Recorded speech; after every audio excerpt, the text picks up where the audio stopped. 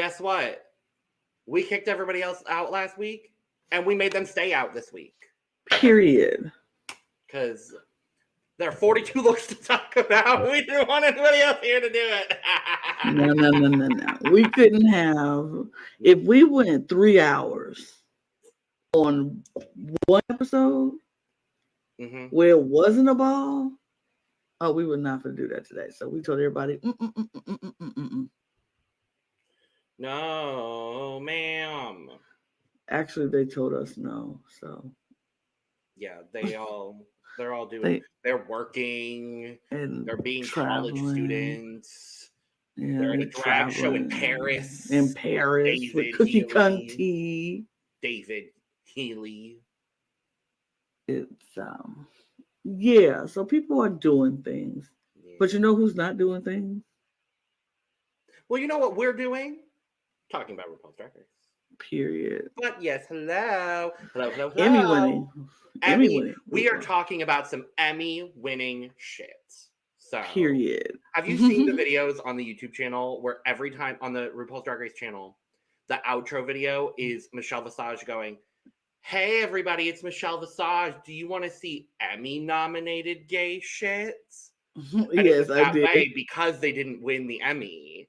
And they just changed it.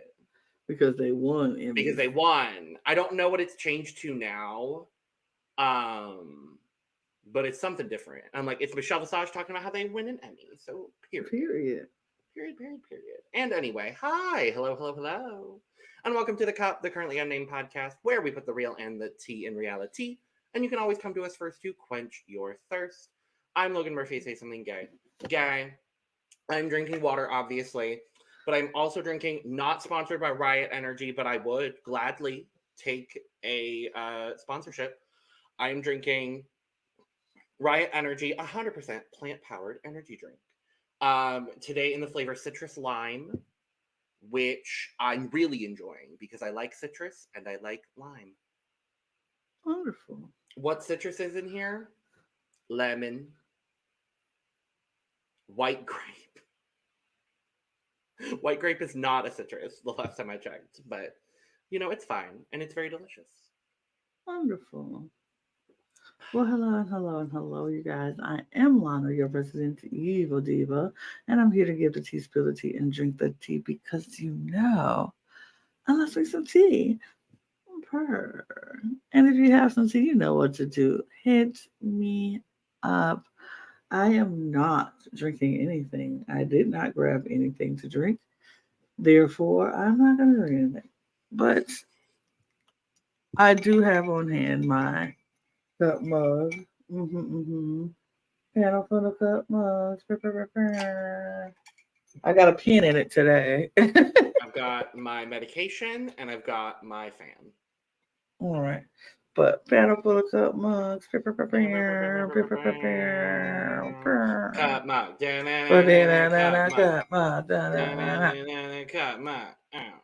And you know what? You can be like Logan and myself and get you a cup mug or any of our cup merch at LanaGsCreations.etsy.com. The link will be in the description below. And we do ship internationally and domestically here in the U.S. So there are no excuses. But since I'm talking to the U.S., there are no excuses. Get your cup merch. Period. And if you happen to be watching outside of the U.S., still get your cup merch. Purr. That part. And we are back. We're talking about RuPaul's Drag Race, Season 16, Episode 3, The Mother of All Balls. And it sure was, because there are 42 looks. I think this is either the most or like tied for the most they've ever had on a ball episode. And I'm just like, it didn't feel as bad, but also we got to barely see the looks. No, they were quickly up and down that runway. It felt like season 15 when we had the hour episodes and those runways just sped by. And they were like, oh, you spent thousands of dollars on this garment? Here, let me give you 8 seconds of screen time on this garment. Okay, sure. I actually thought the episode was pretty cute on a whole. I agree. Wasn't mad at it. Wasn't mad at it. But no, me either. We are going to dive into all of it. But before we do, make sure to subscribe because we are here all the time giving you almost all things drag. We've got season 16 right now, and we've got Drag Den. So if you are not checking out Drag Den, hosted by Drag Race alum Manila Luzon, go check it out because it's really good. It's really, it's high quality Filipino drag. We're loving it. Mm-hmm. We've got 3 more Drag Race seasons coming up here in a few weeks. Very excited about all of those. Not excited that they're all coming within 9 days of each other, but very excited for them all nonetheless. And we've got 2 other channels where you can go subscribe as well for almost all things reality TV and almost all things Eurovision Song Contest. So make sure to go check those out as well. And if you want to support us in a monetary fashion, which we do appreciate, it is not required, but we do appreciate it. There is a super thanks button right down there. It's right over there somewhere. It's underneath the line. Right over there. Right here. Right there. And all of that money goes right back into making this podcast better for you all, and we greatly appreciate it. So consider a subscription. Period. Well, consider thanks. Membership's coming soon. Mm-hmm. We'll say that. But we walked back into the workroom. Nobody went home. Generic Judy won the lip sync last week. Sure, whatever. And then we get the ooh, girl. She already had hers. And I loved Megami in this moment being like, y'all can't let us breathe for 5 seconds? Like, the fuck?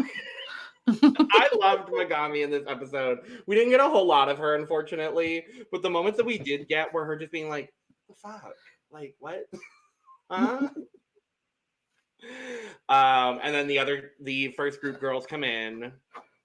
I didn't pull those looks. We already had 42 looks to look. I didn't need it. I didn't need to amp it up to 49 looks. No, absolutely not. I was like, no. We gotta know. Some of the looks were cute. Yep. Cute was cute. Sapphira was gorgeous. Sapphira walking in with that power walk and that stance and just being like, and what about it? And what about it? I thought Morphine looked really good too. This cute little dress. I think everybody looked cute coming in. Everybody was nice. Dawn gave us the Dawn experience. Yes. I think everybody was cute. And immediately Amanda walks in and I went, there's been improvement. Already. Well, and she said on Twitter, because I think it was Lux Noir London tweeted, oh my God, the glow up of Amanda in one episode. And Amanda quoted it and to some effect was like, getting read by Sapphira and Untucked. She told me when we were de-dragging out of the purple experience to go home and between episodes practice my mug like 4 times a day, and that's what I did while episode 2 was airing or was filming. Makes sense. And so she came back and she was like, nope, this is an improved mug. And I kind of wish, I don't think she should have been in the top or the bottom necessarily this week. But I do hope that the next time she gets critiques, that they do highlight the fact that she has had a severe makeup improvement over the course of a few episodes. Right. I hope we get that for Amanda. Absolutely. Because we're loving Amanda here. The internet's loving Amanda. I like Amanda. I'm a fan. I like this Amanda Tori meeting, and I don't normally like meetings. I hate meetings, but I will go to this Amanda Tori meeting. Yes. So everyone's meeting each other. We're seeing like who knows who from where. Dawn calls Megami the Eeyore of Brooklyn. I was like, rotted. Girl, what do you mean? Rotted, girl. Oh no, Dawn. Why'd you say that? Girl. No, don't do that. Don't say that. No. The most gag-worthy thing for me is that we find out that Morphine and Generic Judy are drag sisters. because they have the same drag mother, Athena Dion. Who has 30 children. Yeah. I was like, girl, why you get so many children? Okay. There's some drag queen. I know Tamisha Iman is one of those queens where she has like 30, 40 drag children. She talked about it when she was on the show. Mhi'ya is an Iman, so I'm pretty sure Mhi'ya is some relation to both Tamisha Iman, and we know she's the drag daughter of Kennedy Davenport, which I love. It makes me love Mhi'ya even more. I'm like, yes, Kennedy, because that's mother. Kennedy Davenport is mother. I love Kennedy. But Morphine being like, Plain, I'm a little surprised you won this challenge. I fucking love Morphine. I love Morphine so much. I'm like, good. I'm glad she's getting clocked here in this moment. And then generic Judy in confessional saying like, well, I think Amanda's drag is hideous. And I'm like, who asked you? No one. But and I mean, I've seen a lot of discourse online about Miss Generic Judy. Mm-hmm. My opinions stand firm, especially after this episode. Yeah. It has not changed. No. And I've seen a lot of people being like, well, obviously the reason she's doing this is A, because she knows she's on TV and she'll get airtime if she's just a complete bitch. And B, a lot of people are talking about how they think it's coming out of a place of insecurity. Absolutely. Which I definitely agree with. I could agree with that. I don't think we talked about that necessarily last week when we did our episode. But I would definitely agree with that, sentiment. Absolutely. I think it's definitely a place of not feeling as comfortable or confident in her own thing. Or, because when misery loves company. So when you're miserable, you want somebody else to feel the same thing you're feeling. And I think that's something that she's doing. Projecting a little bit. A little bit, yeah. But everybody gets out of drag. We go back into the workroom the next day. And there are these two boxes. Mm-hmm. We got boxes going on. And inside are Sapphira and generic Judy's immunity potion. Ooh. It's not a plunger. It's not a badge. It's a potion. Ooh, in a pretty bottle. Yeah. And Ru comes in and says, "Oh, I'm glad that you got your immunity potion." I guess we could probably just talk about the immunity potion now. Mm-hmm. We get a little bit of tea now and a little bit of tea later, but Ru reveals that there is an expiration date on this immunity potion, even though we don't know what that expiration is. And we do know that Sapphira and Plain Jane can use this immunity to save themselves, or they can save somebody else. Yep. Which is like, woo! Then later on the runway, we find out that the terms of the immunity are that the immunity is to be used before critiques. Yep. While they're on the runway, and I guess Ru is just going to ask them every week. I think now that we know almost all the tea about this immunity potion twist, I really like it. It makes sense to me. I kind of enjoy it myself. I was like, oh, okay. It gives us a whole nother layer to the game. It's RuPaul's social strategy race. Absolutely. When it was just a runway race before, and how talented you can lip sync. Now it's a little bit of strategy on top of that. So I'm like, okay. Yeah. Works. And I like it being mixed in with this Rita Queen twist. I hope this is the end of Rita Queen. Yes, it seems like it is. I've liked it as a twist. I think it's brought, I didn't personally agree with the results of the Rita Queen this week. I will say that, and we'll talk about it later. But I like the twist as, the queens getting the power to judge their fellow queens because they're seeing everything. They're not seeing an edited program. So they're seeing everything in this capacity. And I like that there's an expiration date on this immunity potion. We don't know when that is yet, but I like that there is an expiration. So that way it's not like, oh, you're at top 5 and it's the last week before the finale. Right. And I'm going to use my immunity potion and now I have a spot in the top 4. You know what I mean? Yeah, like, absolutely not. I hope it's like top 6 or top 7. That's what I'm hoping for. Yeah, I'm hoping top 6, top or 7 even would be great. Even 8. Yeah, I'm like, one of those would be fine. Yeah. But we find out that the Maxi Challenge this week is the mother of all balls. 2 looks that you bring from home. And then the third look is Call Me Mother, Father, Eleganza, where they have to make a runway look out of menswear. Yeah. I love this. Cute. I loved this. I was like, Cute. it's different. It feels like a fresh idea. I'm surprised they haven't done menswear as a challenge prior. Yeah, I really enjoy it. Yeah, it was a good twist. It was a good theme. It was this whole first half of this episode was just good. It was like, this is a good way to put this to start this episode. It was very strong. I loved the theme of this. I loved all the 3 themes of the mother of all balls. I liked them all. I was like, oh, that makes sense. It's so good. But yeah, I enjoyed it. Yeah.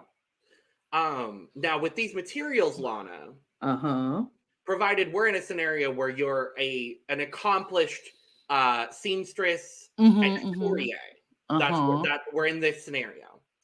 What would you have done? What materials would you have pulled? What would you have thought of doing? I would have gone for the plaids, like the lumberjack plaids, and then maybe a black blazer of some kind. And depending on how big the blazer is, and if it's a long blazer, I would make the blazer take some of the plaid and make like a top, maybe like a bustier type deal. Okay. With the jacket, and put the bustier part over the jacket, so it like gives us a little rich things jacket. Yeah. And then I would have took the other plaids and made like either a skirt, or either a long skirt, probably a short skirt, like a mini skirt, so I could put like a little combat boot. I would give that edgy, like rocker type vibe, but in a very eleganza kind of way. Like I would drag it up. Like you give me like the shoulders are here with the plaid shoulders up here. Okay. Yeah. And then like the jacket will be open but closed with the plaid bustier part here. And then I would have the skirt and like a really not micro mini, but a short skirt. Sure. With the other plaids. And then like I said, like either thigh high boots or like combat boots or whatever. Either one I have. But that'll be the aesthetic I would try to go for. I love that. Yeah. If I could sew, but I can't sew, so we're in a scenario here where we're both accomplished. We're accomplished, of course. Absolutely. Yes. So what would you do? What fabrics would you go for, and what would you make? Thank you so much for this question. You're welcome. When I was because we didn't get to see a whole lot of the table before they like destroyed it. But the one thing I noticed was this big stack of the bandanas. And so I think what I would have done is I would have done some sort of like neutral pantsuit, maybe like a harem pant and like a crop top situation out of some of the like black linen. I think there was like black linen shirts. There were a bunch of like black shirts. So I would have taken those, kind of piece those together into some sort of like patchwork harem pants, maybe take one of the jackets and turn it into like a crop top situation. And then I would have taken the bandanas and I would have done this big like shoulder cape, like attached to the jacket, all in like this like geometric rainbow pattern. Okay. Because I think at almost every color of the rainbow was there. Mm-hmm. So I would have done like a geometric, like cut all of the bandanas into like triangle shapes and do some sort of like big long cape situation Okay. in like a rainbow pattern because gay. Absolutely. And something like that, maybe with like black as like the backing with some sort of like design, something like that. Okay. But I would have gone more. This challenge, all the materials felt very formal, so I think I would have tried to go maybe like a streetwear direction with that. Yeah. Plus, I think a lot of those materials were light enough to where like a harem pant would look good. So yeah, that's what I would have done. Work. But that's of course if I knew how to sew. Absolutely. Absolutely. So everybody's working. They're doing their thing. We're finding out who the seamstresses are, and based on the editing, it seems like it's going to be Dawn versus Q. Right. That's kind of the vibe we're getting. Dawn sewed, I think, most of her package. Q sewed, I think, most, if not all, of her package. So they're like the ones that sew. We know that Nymphia does as well. We don't get a whole lot of her in the workroom. We get a lot of Nymphia, but we don't get a lot of Nymphia working in the workroom. Like, we didn't see Nymphia work a lot. We saw Nymphia planning and looking around and going around, which is why when Nymphia walked out on the runway, I was like, where the heck did this come from? Because everyone online was like, how the fuck how did Nymphia get this done? All of the girls were like, oh no, she literally did, like, she did all of that within like 2 hours or so, and then did most of it at the hotel. I was like, you bitch. She was like, I'm going to play. I'm not gonna work at this on this here. I'm gonna wait till I get to the hotel and do it. I'm gonna accuse generic Judy of ranking me 6th in the ratings. Which she did. I love Nymphia in this episode. I'm just gonna put that out there. Nymphia, period. Period. I am as if we weren't fans already. Absolutely, we were. But baby, bananas, you just got me, girl. Bananas, you got me, girl. I'm a fan. Here you go. Take the stand card. Oh, wow. She got it. Just take it. I've got a couple. I got a couple who get some too, but she got one. I'll be honest. It's Sapphira and it's Nymphia for me. That's what it is for me. Like, I love Sapphira. I love them both. I think they're both fantastic. You throw Xunami in there for me, and we got a party. I'm loving. We did not get a whole lot of Xunami at all this episode. No, but I love Xunami. I love Xunami. Loving Xunami. We get a couple people that are struggling a little bit in the workroom stuff. Morphine doesn't know how to sew. Mirage is the one that everyone is like,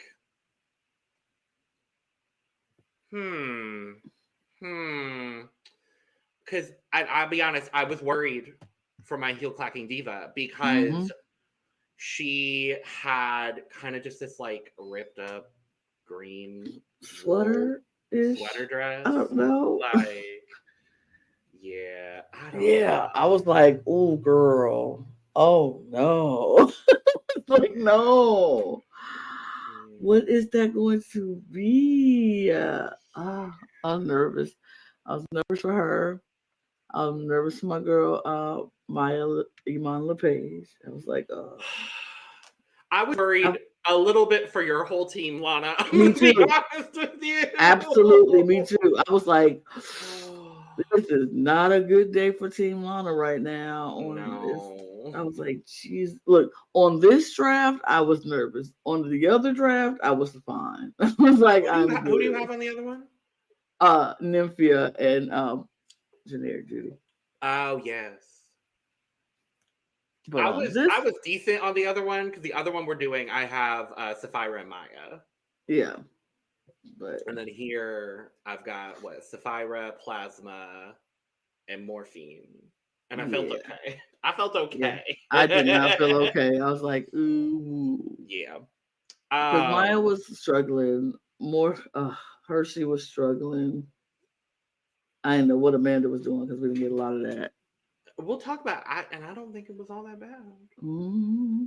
It wasn't horrible. But we'll talk about it. While they're in the middle of the making of their garments, Ru walks in, being an agent of chaos. I was like, Ru. And going, I have the results of last week's Raider Queen. I'll just leave this here. Do as you will. It seems like RuPaul is having a lot of fun this year. I agree. So I do. I think Ru is more invested this year. I think RuPaul got a nice little break. Yes. It seems like RuPaul got a little bit of a break in between filming all the franchises. Because she films mostly in the first part of each year. Right. Because this is a little bit of tea, but like nothing, like I'm not revealing anything major. Drag Race UK Series 6 is allegedly starting filming tomorrow at the time of this. So like she normally does UK in the beginning of the year, then goes down under, has a little bit of a break. I think it's like a month off, and then they film the main season, and then they film All Stars. Right. And then she's kind of off for the back half of the year. For filming, at least. Right. So it seemed like they maybe got her a little bit more of a break, because I think they filmed Down Under season 3, and then she had a break and then filmed this. Is I think how it went. Okay. I don't know that to be true. Don't clock me on that if I'm wrong. But it seemed like she got a little bit more of a break. She got her coffee enemas together. And she seems like she likes this season. Yes. And I feel like every host of any show who's been doing a show for a long period of time gets those seasons where they're just like, I don't know what it is. I'm just not feeling. We've had podcasts where we've been on and doing it, but not feeling it because we feel like it's done so much. And then it's like after the break, we come back and like, oh, I'm back. I missed this. Let's do it. Right. And it's, it's all good. So I feel like this is the up season for her, which is great. Yeah, she RuPaul looks like they're enjoying themselves a lot more with them, and like cracking jokes with them, and it was fun. Yeah, I think we also have to recognize, like, I mean, Mother Ru is not without her controversies, and she's not, immune from criticism, and we will criticize her when need be. Absolutely. But we also have to recognize, last year she filmed 5 seasons of Drag Race. She's the only host out there filming more than 3. Like, she is putting in a lot of work, and as much as we may not always like, she's not, like I said, she's not without her controversy. She's not immune from critique, but we have to acknowledge, like, she is a hard-working bitch. Absolutely. And so there are going to be moments where she is not, feeling some of these seasons. Absolutely. And that's okay. Props to you, Mama Ru. Props to you. Thanks for creating this show so that way we can be here doing this on the internet. Thanks, Ru. But we get the results. And Generic Judy is freaking out. She's like, oh, are they going to give detailed results? No, it's a printout with everybody's entrance look on them in order. I was like, relax. They're not going to do that. They're not going to say how you voted. They just go show the rankings. I wish they did, but I knew they weren't. No. So we find out the full rankings from both premiere episodes. We find out that in the first premiere, Sapphira had the highest overall score, which correct. Absolutely. Q in second, and then Dawn in third. I was like, oh, Dawn. So it was Dawn, then Mirage, which I was very happy about. I was very happy about. And then Morphine, and she's like, 5th? 4th. Yeah, me 5th? I was like, girl, yeah, you were 5th. Yeah. Yeah, you were 5th. And then Xunami, and then Amanda Yeah, coming bottom of the like rankings, purple. which I think it was all kind of based on runway. Because talent alone, I probably would have had her 5th. Because I did like her talent. But that was Amanda? Amanda's. But that was also a very strong talent group. Absolutely. So, like, yeah. I wasn't surprised, honestly, where anyone landed across both groups. We either. Because we find out in group 2, Plain Jane had the highest, which, whatever. Mm-hmm. Sure. Geneva was 2nd, and Nymphia was 3rd. I would have put her 1st, but that's just me. I mean, Generic Judy played the game the way, that you should, and she got rewarded for it. And like, I don't like her as a character on this show, but we acknowledged it last week. I'm gonna acknowledge it here again. What she did was smart gameplay, and it got her that immunity, which will probably come in handy at some point. So absolutely. But yeah, so it was Nymphia 3rd, Plasma 4th, which made me very happy because I really liked Plasmas as well. And then Mhi'ya 5th, where she was also like, wait, hold up now. 5th? And I was like, ooh, not both of the Miami girls getting 5th. And not both the Massachusetts girls getting 1st. Okay.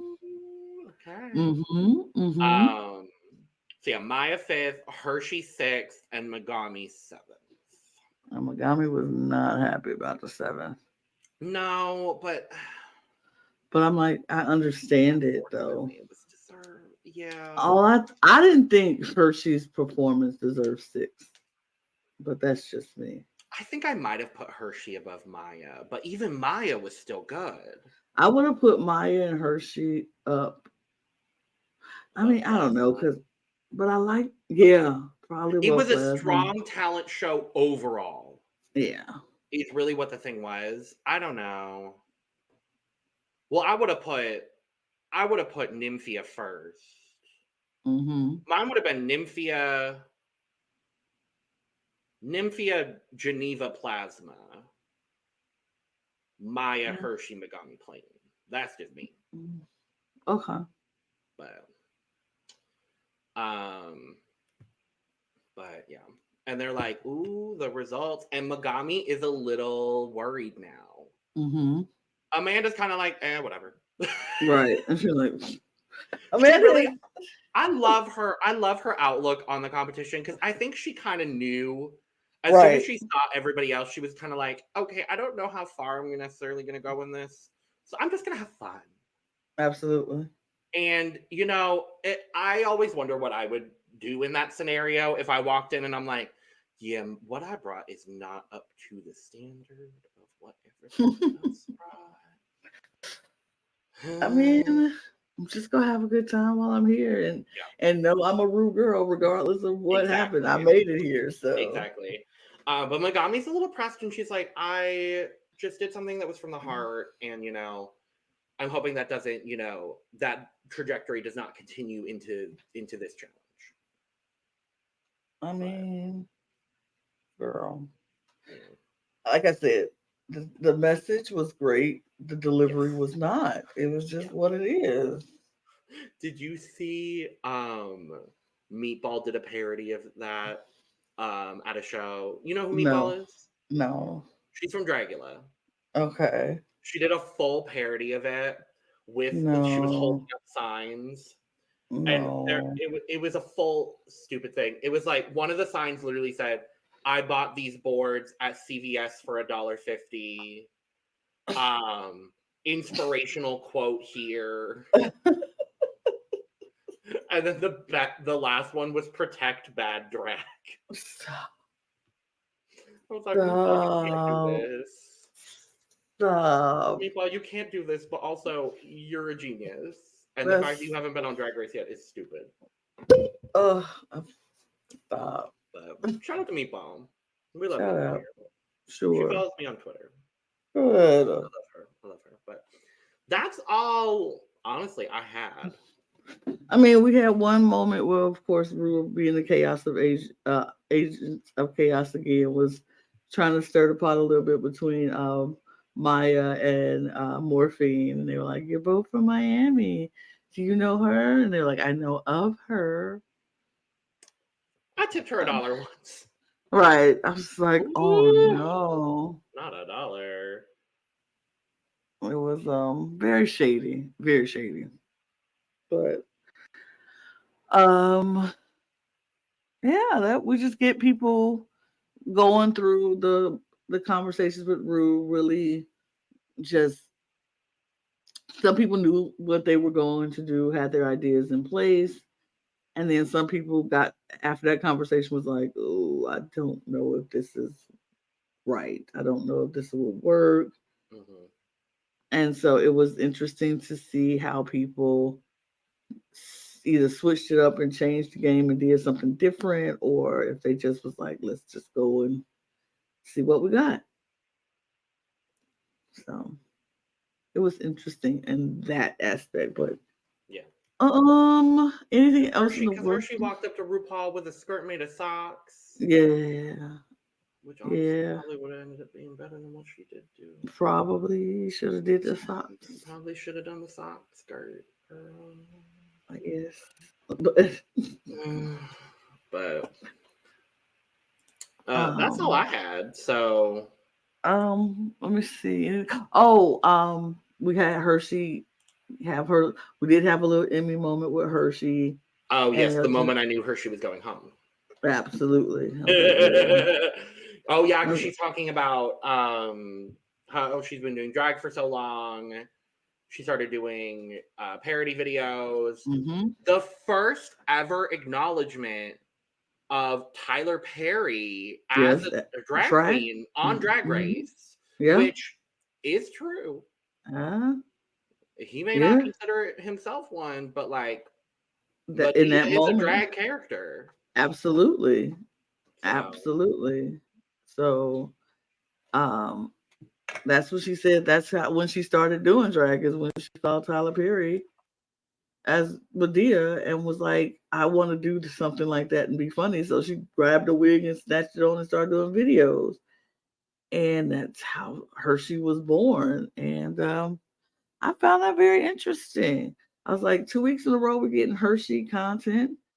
Yep. Let us know who she is before you know. Give her But little bit of screen time before you send her the pork chop loading dock. To the pork chop loading dock, because But that was interesting. But I think that was it for. I think so. So.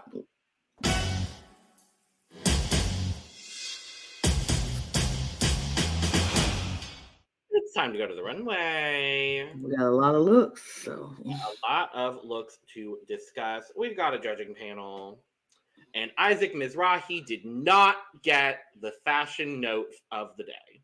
No, which was bright neon color. Yeah, Rue looks interesting. This wasn't my favorite. If I like it. Yeah. This wasn't my favorite look. I was like, yeah. I like the wig. Yeah.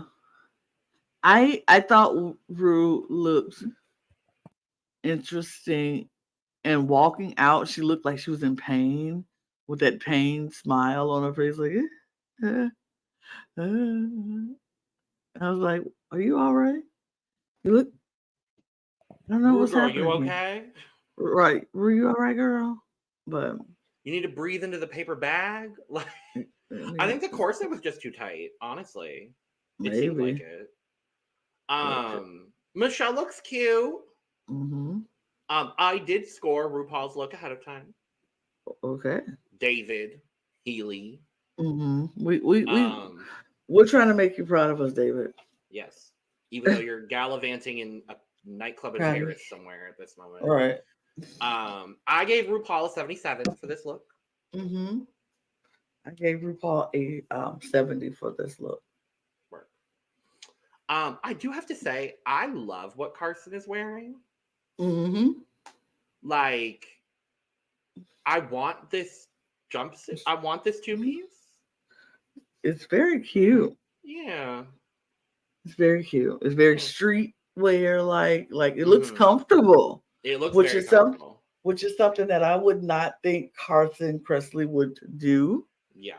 You don't usually see Carson Kressley in a laid back, leisure type outfit. No, if anyone's gonna do it between the two of them, it's Ross. Exactly. But I'm also like, where's T.S. Madison? Mm-hmm. Where is she? Where is Maddie? Well. Because that's who I want. Well. So where is she, RuPaul? Where are you hiding her? Because she is a rotating, permanent guest judge. Where is she? And then Isaac Mizrahi's there. Yeah. Sure. Whatever. I'm not a huge fan of the man, honestly. Yeah. So we have the mother of all balls. That's cute. Isn't it? You did Mother's Day, didn't you? I did. I searched it mother. Yeah. Thank you. So we've got 3 runway categories. We're going to talk about every queen's collection at the same time. We're not going to split up their looks into different portions. We're just going to talk about each queen and their full package together. It's just an easier way to go about this. So the 3 categories that we had were Mother Goose. So a look inspired by a nursery rhyme. We have Significant Mother, which is a look based on a celebrity mother, if you will. Mm-hmm. And then the Call Me Mother, Father Eleganza, the look they made in the workroom. So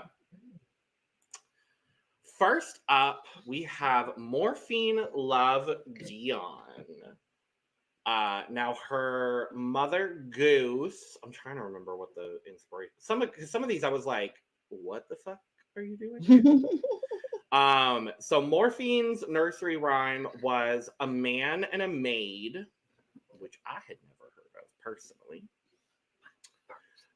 And then her Significant Mother look is the momager Kris Jenner. Mm-hmm.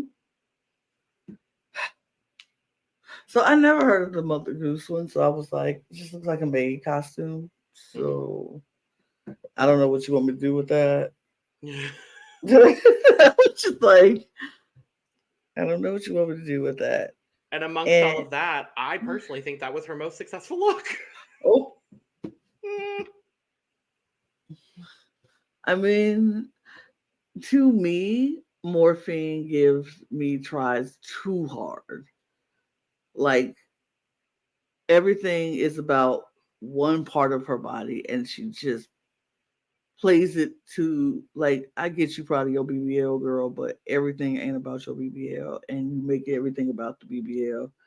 And it just seems like every look is something that's trying too hard. Like, for the Significant Mother look, when we see Kris Jenner in a half shirt like that ever? I think that was her attempt to do Morphine meets Kris Jenner. Mm-hmm.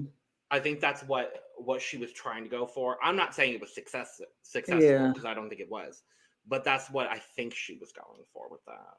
Yeah, I'm like, these are the 2 looks that you brought in, and they just look pedestrian. And then the one, I think out of all the looks I like the most is the one she made herself. But even that one is just kind of, okay. So that's my take. It was all right. Yeah, I don't think Morphine had the strongest package this week. I don't think it's bad. Right. I think her most successful is the Mother Goose look, regardless of the inspiration itself. Mm-hmm. I don't think the look itself is all that bad. I think it's a well put together, like, it doesn't look like a Halloween costume. Mm-hmm. And that's kind of my, point of reference usually for maid looks. So I was happy that it was not. It looked more expensive than that. The Kris Jenner, I don't think is horrible, but it's definitely not great. Mm-hmm. It's a little basic. There's a lot of better Kris Jenner looks. If you're trying to, I know there's like restrictions with like, if you do images from like award shows or something, then it has to be Getty images, and like Getty I understand images. that whole situation with it. So I think she did the best she could, but also it's just a weird choice overall. The look she made is interesting. It's a little on the basic side. It's like denim witch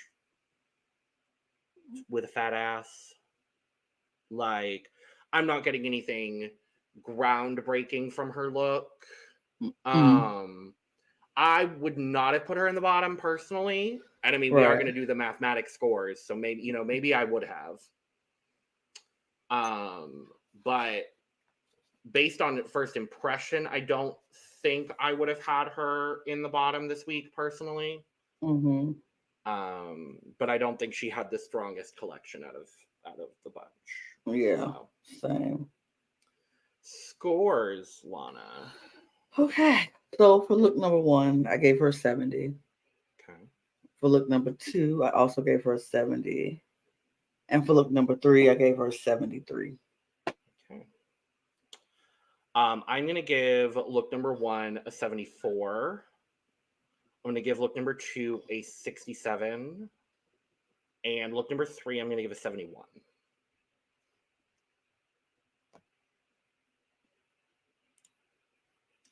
Next up, we have Geneva Karr. Okay. Her Mother Goose look was Little Miss Muffet with her tuffet. Her significant mother look is Salma Hayek. Love. And then we have her Call Me Mother Father Eleganza. I feel the same way about these looks that I felt about Morphine's looks. Like, they're all right. They're not horrible, but they're not great. Like, I think for me, my favorite look out of all 3 of these looks is probably the significant mother look. I really like the jumpsuit. I don't care what the judges said. I didn't think it was too basic or off. I liked it. I felt like the Mother Goose look was a little too big and like sucking her in. Like, she wasn't wearing the garment. The garment was literally wearing her. That bonnet is so big. And the wig is, you just can't see her face. It looks very much like me wearing my hood today outside. It was very, it's just covering up everything. And then this Call Me Mother, Father Eleganza look, I'm kind of like, it's I guess. Sure. But yeah, that's it. I mean, I was so excited about Geneva coming out of last week because she really had such a strong premiere overall. I was really disappointed with what Geneva brought this week. The one thing I will say is I feel like, and a couple of these girls have this issue where I think what she's doing with her makeup is probably good for stage lighting. But under the lights of Drag Race, it feels like her face gets washed out. And so you can tell she's wearing a lot of blush. Right. But even then, her face still feels a little two-dimensional. And it feels like there isn't like enough highlighting or something like that. And I see that specifically in the Mother Goose look, where her face just looks like it. I don't think there's enough highlight going on. And I don't know if her highlight is bright enough, because you end up getting like a very similar tone on her face. Hi, not a makeup expert here, just someone who's watched drag for 10 plus years. Let me make that very clear. Not the makeup expert, but just something I've noticed. I like the concept of the Mother Goose look. I think doing doing Little Miss Muffet, I think, is a cute choice. I think, unfortunately, the skirt of the dress just really bulks up the entire look. She couldn't walk in it very well. Mm-hmm. The spider looked a little on the cheaper side, I will say. I agree with you. I think her most successful look is actually the Significant Mother, and I still don't even love that look all that much, unfortunately. Mm-hmm. It's simple. She doesn't have a great shape in this look. Right. And we know Geneva to have a very good shape so far, so I don't know whether she, like, just didn't have time to put her corset back on in between categories or what it was, but I'm just not getting that, because in both of her other looks, she has a good shape. And I'm not getting that from the Significant Mother look. But I like the bodysuit on its own. It's just a tad pedestrian. I actually do kind of like what she did for her Call Me Mother look. Especially in the face shot, in that top shot. I love the angularity of this top. This blue and brown look really, really good together. This wig on her is gorge. The face, I think she added a bit of highlight in between categories, and I think you can tell, like, especially in the lower part of her face, it looks a little bit more highlighted. The skirt felt like an afterthought. Absolutely. And if the brown part is the only part of the materials they were provided that she used, yeah, that's where. So it wasn't the strongest collection of looks, unfortunately, for me from Geneva. So scores. So scores from Miss Geneva Karr. The first look I gave a 70. Second look I gave a 72. Third look I gave a 70. I'm gonna give the Mother Goose look a 65. The Significant Mother, I'm gonna give a 69. And the Call Me Mother look that she made, I'm going to also give a 69. Cool. I think that's fair. Yeah. Next up, Generic Judy. Her first look for Mother Goose was inspired by Pussycat by the Fire, another nursery rhyme I had literally never heard of. And then her Significant Mother look was Octomom. And then we have her Call Me Mother look as well.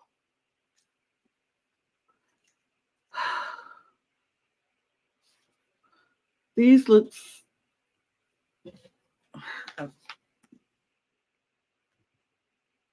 Yeah, these looks were interesting. It was like, I liked the first look. I was like, okay.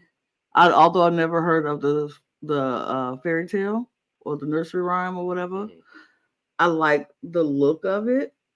It's giving me very, like, elegant cat, like, and I like that. Her doing Octomom, I felt like I'm about to say it again. I felt like she was trying to do something she thought like a Jimbo would do, but she's just not doing it well to me. It's just coming off as not funny, but just, that it's just not funny, haha funny. Like, oh, I'm laughing with you. It's like funny, weird. Like, Can I tell you what I think it is? Because I think I might have cracked the code on Miss Generic Judy here. I think what it is with her is that she's bringing these, like, campy concepts that she thinks is good, and if you saw this in a club, you would live for this. Like, I think in a club, seeing this Octomom reveal with some, like, if you're performing like a mom song or something, love it would go off really well. I don't think it's translating as well to the stage of Drag Race. Maybe that's what it is, because I'm just kind of like, I do, it's still like very that club drag, and I need a bit of an elevation to the main stage of RuPaul's Drag Race. I can see that. I feel like I did like when she was like let the babies go and then turn into a baby stall. And I the was baby like, stole was the my baby favorite part of her whole stole was, package. I was like, okay, cool. Love that work. This last outfit, I didn't like that at all. I think, yeah, this was one of the worst ones that I didn't. I don't like the wig. I don't like the outfit. I don't think they go together. I just wasn't a fan of this look. But it wasn't a horrible package. It was just not what I thought it was going to be. Yeah. Yeah, I think her most successful look here is the Mother Goose. I actually kind of like the Mother Goose look. I think it's well put together. It looks expensive, which for me, this is the first time on the runway that she's looked expensive. So I love the like detailing with the cat makeup too. Absolutely. I think it's like it was really, really smart the way that she executed this. The Octomom, I think, is a fun concept. And the baby stole, I think, is the stupidest part. And I really liked that. But otherwise, the garment is a hospital gown. It's a hospital gown that she threw some rhinestones on. So, like, concept 10, execution probably like a 6. Now, this look she made, there are elements of this that I do really like. I like the cutouts happening in the breast area. I think the way that she did the cutouts here is cute. They're not the same cutouts. So if you were going for symmetry on both sides, it's not working for you, Diva. Right. Because like it's like a 3-fingered thing on one side, and then it's like a thumb and a hand on the other. Like that's the tea you're giving. So like I don't know what's happening there. I felt like it was very uninspired because she only used one blazer. And she was very proud of that. Yes, and I would have loved to see a bit more happening. I don't remember who tweeted it. It very well might have been Cornbread. But someone tweeted, I love all the different colors that she's using in her look. The color of her skin, the color of her face, and the color of her tights. Because they're all different. Oh, Jesus. Oh, man. It is all different. It's all different. It's different. It's significantly different shades of beige. Yeah. I found it because I knew I retweeted it. Shout out to Pussy Willow 69 for tweeting that.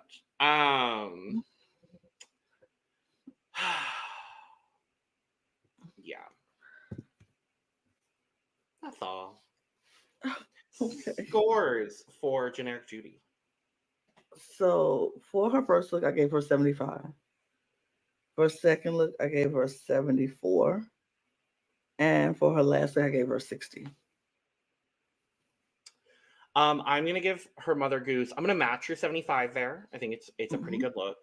Significant Mother, I'm gonna give her a 70 because I think the concept is really strong and the baby stole. Yeah. Baby stole. The last look, I am going to give a 57. Okay. Because I like about half of it, honestly.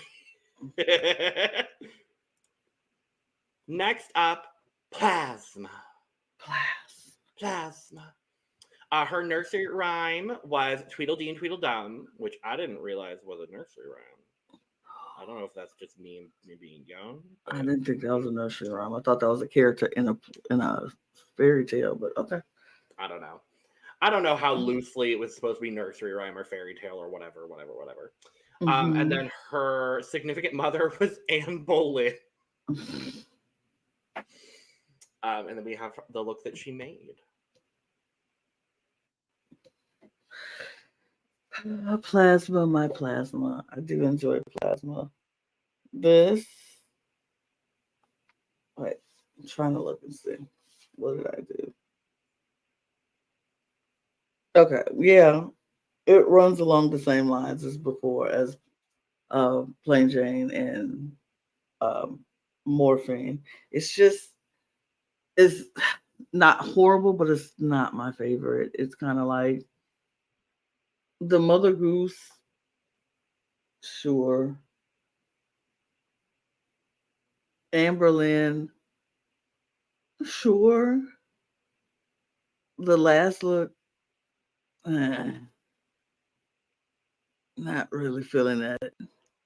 It's it's it's just it's just meh all the way around from me. It's just meh. Yeah. Meh. Yeah.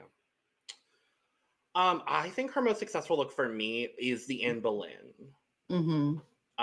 This gown is gorgeous. Yellow on her looks very good. Mm-hmm. And it normally doesn't on people with such a pale skin tone. Mm-hmm. But this like kind of golden yellow, I think looks really, really good. The dress itself is cute.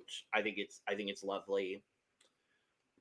The Mother Goose, I understand where she was going, but I don't love it. I mean, I get where she was going. I just didn't want to go. Yeah. I think she felt like that reveal probably worked a little bit better in her head. Mm-hmm. Or the concept worked a little bit better in her head than it did in real life. But yeah, the look she made, I actually kind of like it. I think there's a fashion element to it. It's not the most groundbreaking gown we've ever seen, but it looks well constructed. I like that she took the different tones of black, and there are times where doing different tones of black is not always going to be, you know, the strongest concept, and it's not always going to translate on the runway. But in this case, I think it did translate. I don't Mm-hmm. love that the asymmetrical shoulder and the slit are on the same side. I maybe would have wanted those to be alternated. Got you. Maybe have the slit on the other side. But honestly, I don't think it was a bad collection from Plaza. Mm-hmm. Scores. Woo, sorry, my head itch. You're good. Okay, yeah. So for Plasma, I gave her first look a 75. I gave her second look a 79. And I gave her last look a 68. All right. I'm going to give her Mother Goose a 70. I'm going to give her Significant Mother an 80. And her Call Me Mother, I'm going to give a 77. It's actually my favorite of the looks made that we've talked about thus far. Okay. So, next up, Mirage. Her nursery rhyme was Baba Black Sheep, and her significant mother, I love this, she did La Llorona. Mm-hmm. Which I love that concept. And then her look she made that did not turn out to be just a stretch wool green gown, thank God.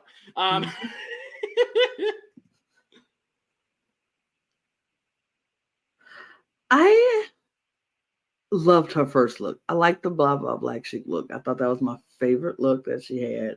She looks great in it. It's giving me fashion, but also like a costume fashion type deal. I like that. She looks stunning in it.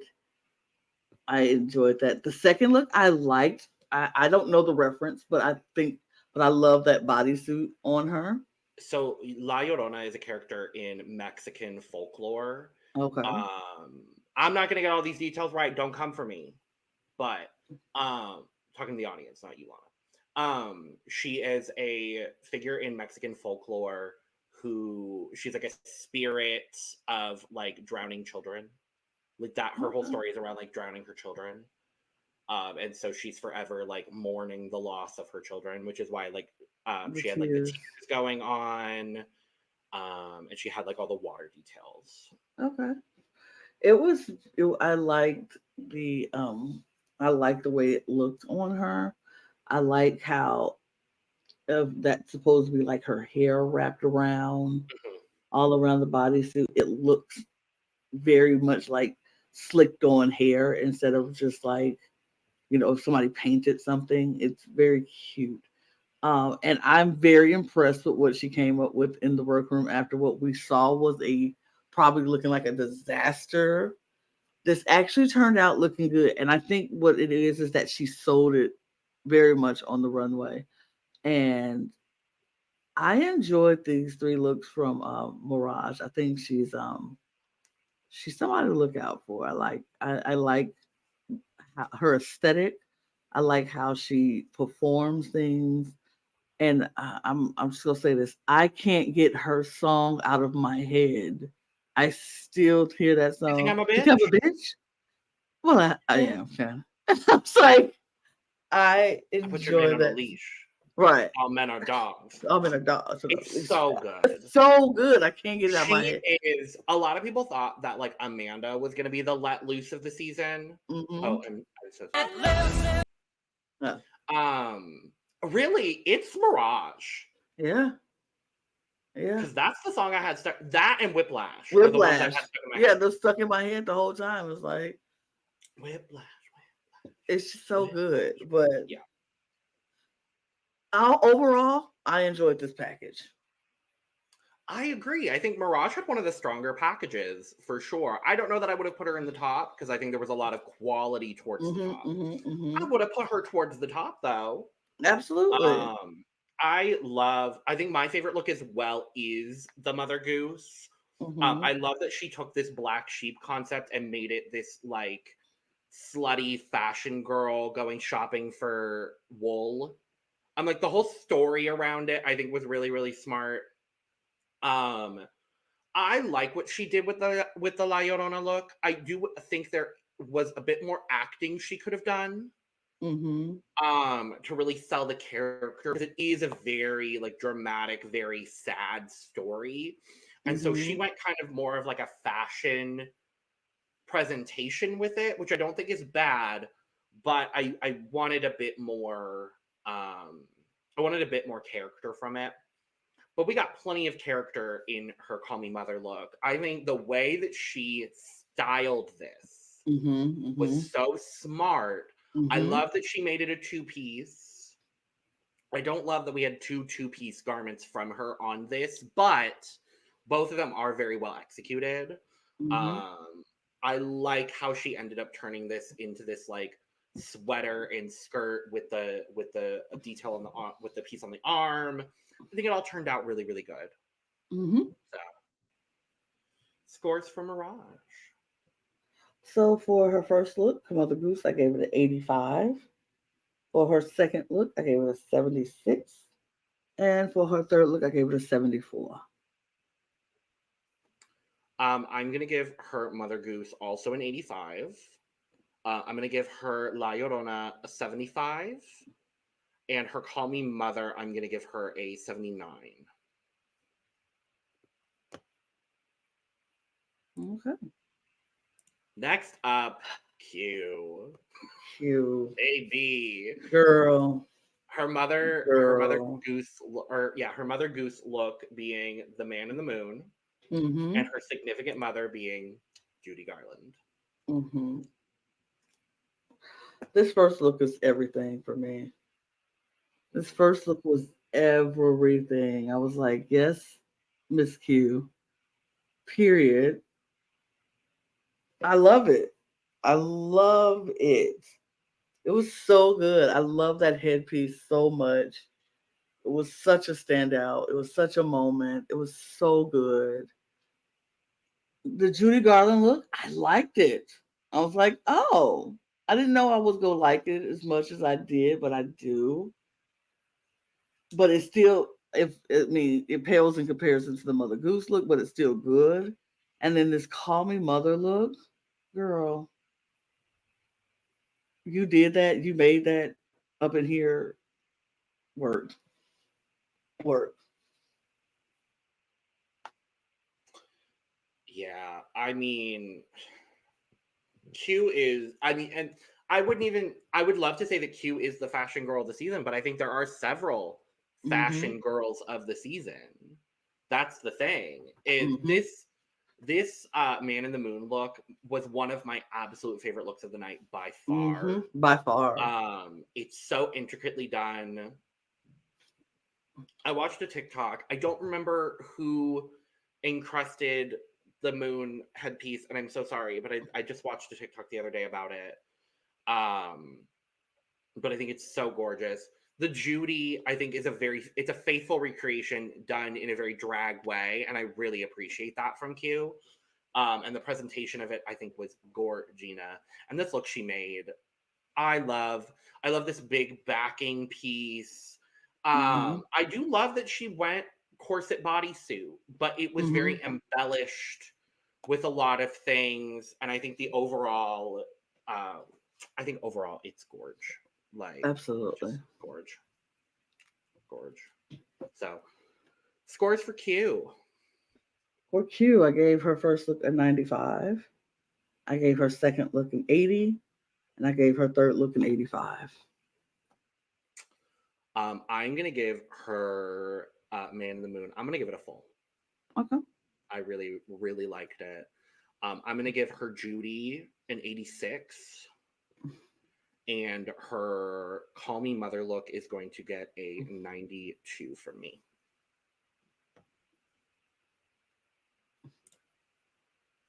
Next up, it's time for a mandatory meeting.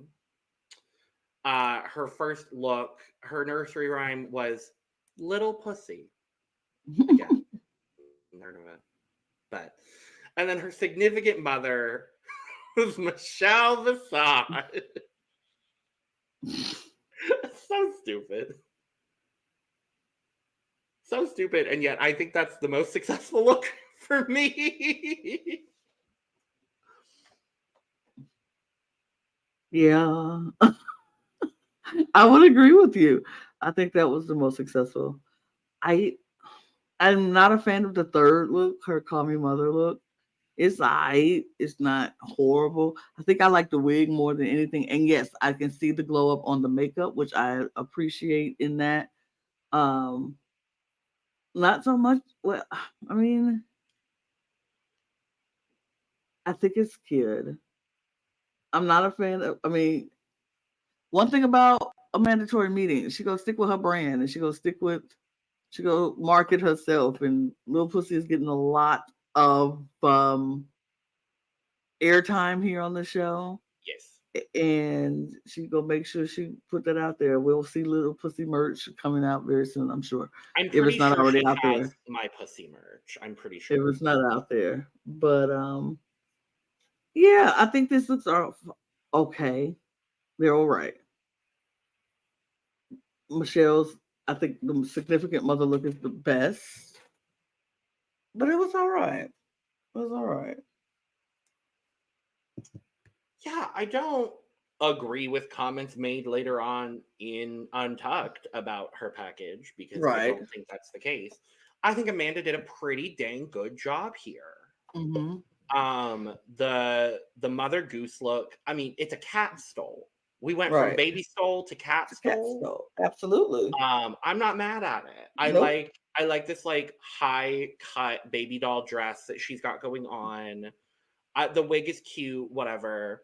I do think her most successful look by far is the Michelle Visage look, and I loved that we did a reveal from old Michelle to new Michelle. I thought that was really fun. The pantsuit she's wearing after the Michelle reveal, I really like. I think it's a really nice cut on her. It looked expensive. I really enjoyed it. The look she made, I don't think is bad. It's not bad. I don't think it's bad. It's very CEO of sex, is what I got from it. I don't think it's the most groundbreaking look, but I think what she did with it is cute. I love that she has this yellow fabric detail also in the top of the skirt, and then she's got this other floral detail happening on the cuffs of the vest and at the bottom of the skirt, kind of in this like ruffle situation. It looks good. Mm-hmm. It looks good. I'm not mad at this from Miss Meeting. Me neither. Me neither. I was like, I think this is a significant glow up in the makeup department. It's different makeup too. Mm-hmm. We got kind of 3 different sort of makeup situations, which in a ball scenario is not that easy to do. So I will give her props because there are subtle and different changes in everything that I think work really well. And these are the best looks she's worn so far. Mm-hmm. So, work, Amanda. Work. Scores. So for the first look, I gave her 74. For the second look, I gave her 75. And for the third look, I gave her 73. I'm going to give her Mother Goose look a 75. I'm going to give her Michelle Visage an 84. And the look she made, I'm going to give her an 80. Okay. Next up, Megami. Ooh. Megami doing a nursery rhyme I actually was familiar with. Thank you. Doing Little Bo Peep. And then her significant mother look is Miss Stephanie Germanotta herself, Miss Lady Gaga. Her Lady Gaga tattoo also, she posted it on Twitter. Her Lady Gaga tattoo is really cute. Okay. So, Megami. For me, my favorite look from her is the Call Me Mother look. I agree completely. I think she really did that on this Call Me Mother look. I like that the best. The other 2 looks, I'm like, I wasn't feeling as much, but I did like what she made. It was really good. I do like how she does her makeup for each of these looks. I think, yeah, I like it, but I'm not blown away by it. But I love her Call Me Mother look.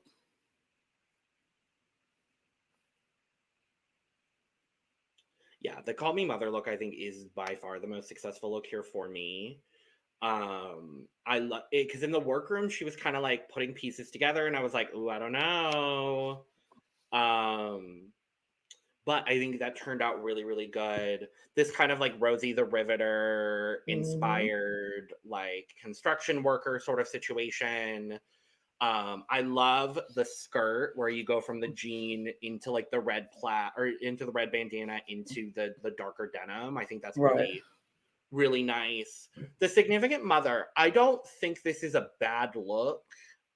I think my difficulty with it is I don't think she gave very Gaga energy, and I wanted a bit more Gaga performance from it. So that was kind of my issue with it. The Little Bo Peep, was it just me, or was the skirt like akimbo? Like it was at like an angle. Yeah, it was at an angle, but it's at a very bad angle. Like I think it's supposed to be like head on, and it's not. It's like slightly askew. I don't know. And that bothered me, I'm gonna be honest with you. The big skirt of it all, I don't think is necessarily bad. The makeup is weird. I don't like this like circle of purple blush happening, but then you also still have all of your blush. Right. It just, yeah, that look didn't come together for me, but I don't think either of the other 2 looks are all that horrible. So, scores for Megami. So Megami gets a 70 for her first look, a 70 for her second look, and an 80 for her last look. Making the math very easy. Thank you, Lana. This first look, her Mother Goose, I'm actually going to give a 60. The significant mother, I'm going to give her a 70. And the Call Me Mother, I am going to give an 85. Okay. I actually really like that look a lot. I liked her Call Me Mother look a lot. Yeah. Next up, Nymphia. Nymphia. Nymphia. It's Nymphia Wind. Mm-hmm. Nymphia. So in the first category, Nymphia is doing Little Boy Blue. Another nursery rhyme I knew. Thank you very much. Nymphia. And then Nymphia for... I'll stop. For her significant mother, she's doing Angelina Jolie. Based on a sketch of her wedding dress. And then obviously...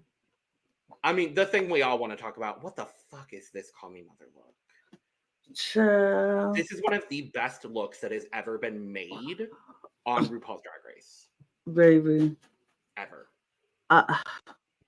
This is so good. This package is so good. Everything about Nymphia looks stunning in this significant mother look. Stunning. Like, so beautiful, so elegant, so just stunning.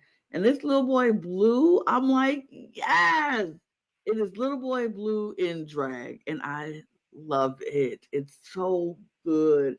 It's giving me Little Boy Blue pirate drag. Like, I love it. And Call Me Mother, baby. I will. What? I will. Exactly. I will call you mother. Mother, you ate this down. There's I just, Nymphia.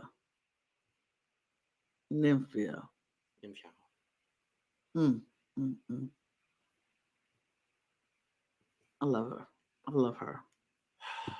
I would say this is one of the strongest ball packages we've had in a minute. Oof. Like, I was very thoroughly impressed with all three of these looks. The Little Boy Blue, I think, is my least favorite, but it's honestly not by that much. Because I think what she did here is so spectacularly done. I love this red wig on her. I'm like, the red and the blonde. I was like, I don't know that I would have expected me to like you in these, but I do. The significant mother, I love that she had her drag family in Taiwan create the drawings for the gown. I think that's such a smart choice, such a gorgeous choice. I love that she got to talk about that on the main stage in front of the judges too. And then this, I already said, this Call Me Mother is one of the best things that has ever been made on RuPaul's Drag Race. Like, the way that she took these ties and manipulated them. When she said she was going to work with the ties, I was like, yes. Because that's also something I would probably do. I was wondering how she was going to do it. I'm like, is she just going to take the ties and like tie them, like sew them together to make something? Or is she going to manipulate the ties to do something else?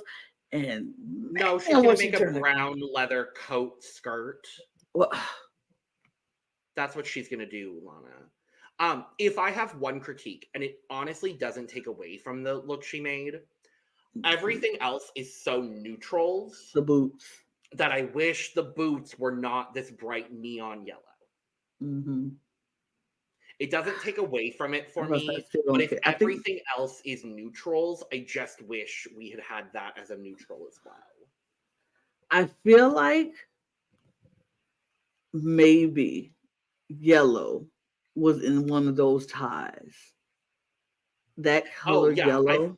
I think it's also a yellow top. Right. And like so I think the dress shirt is yellow, the hair is yellow, so I get it. I just wish it was more either that or I wish the wig yellow. I wish the wig was like the same yellow. Got it. Just that sort of bright neon yellow kind of just like took me back a little bit. Gotcha. But I don't even care because it's. I don't care. I don't care. Scores. My score from Nymphia. Look number 1 gets a 90. Look number 2 gets a 97. And we all know where we're going with this last look. Full cup, period. 8 plus 8-1 down in this one, Miss Nymphia. 8-1 down. Yeah. Her mother Goose for me is going to get a 90. Her significant mother, I'm going to give a 98. And her Call Me Mother will get 100 as far as scoring is concerned, but duh.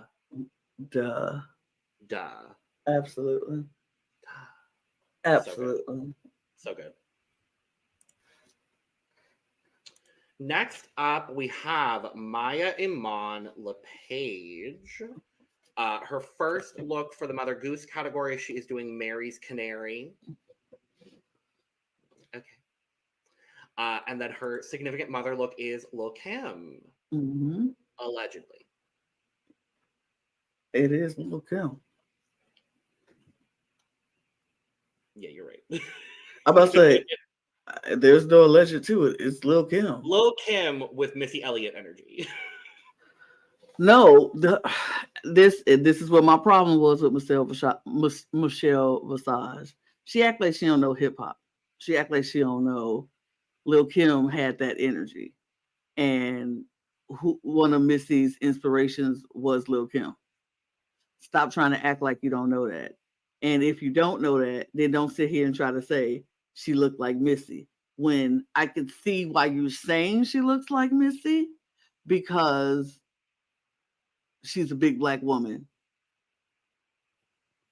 And that's all it is.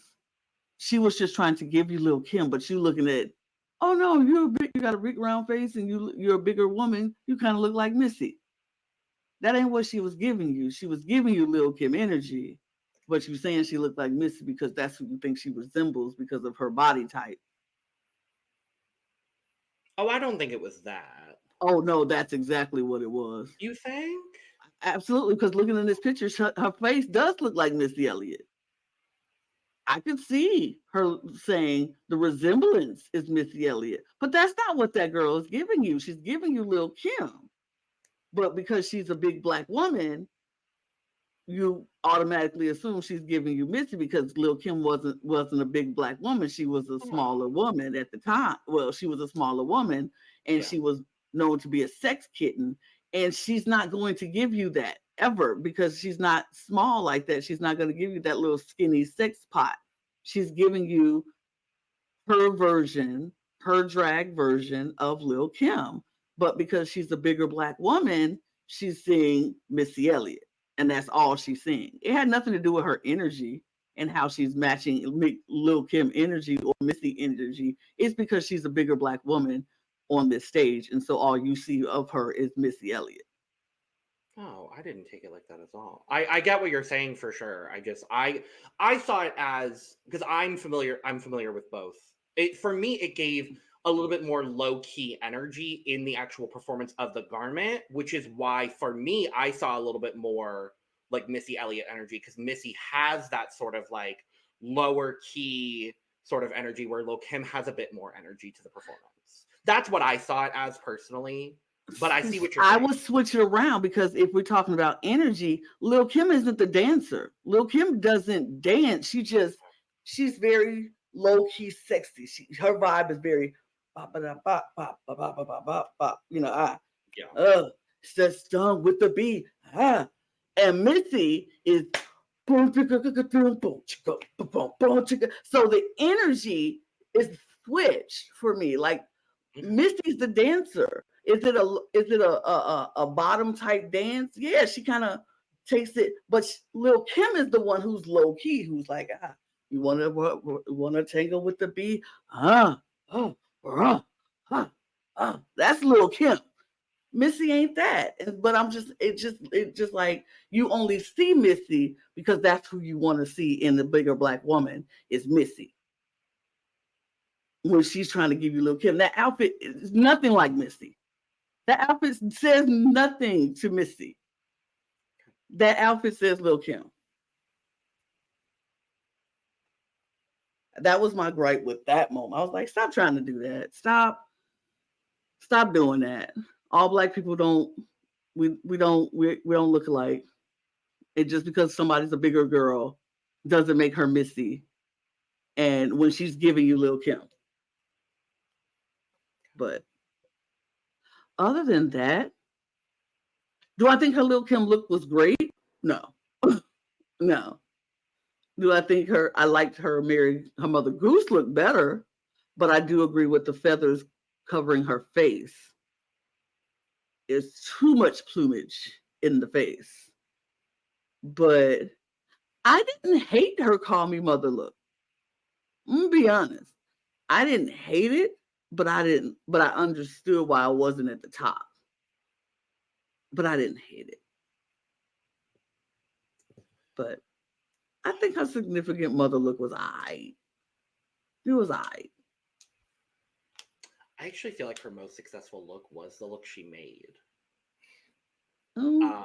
Because I don't think that look is all that bad. I don't think it's groundbreaking by any means. I mean, I think the patterning and the way that she took the plaids, I thought was really nice. I love the hair. Mm-hmm. I love the hair in this. I just wish if you're gonna go for this like Vivienne Westwood inspired. Vivienne Westwood inspired. Remember that. Thank you, Mom. Right. Thank you, Mother Melinda Vega. If you're gonna go this kind of Vivienne Westwood inspired look, I wish she had gone full punk with it. And it is giving a little bit. It's at like 80% there for me. Mm-hmm. Because I liked having the safety pin in the nose. I just wish there was a bit more like performance to it. Like all of her performances felt a little bit more low key. Mm-hmm. And I needed her energy to be a little bit higher. Mm-hmm. Agreed.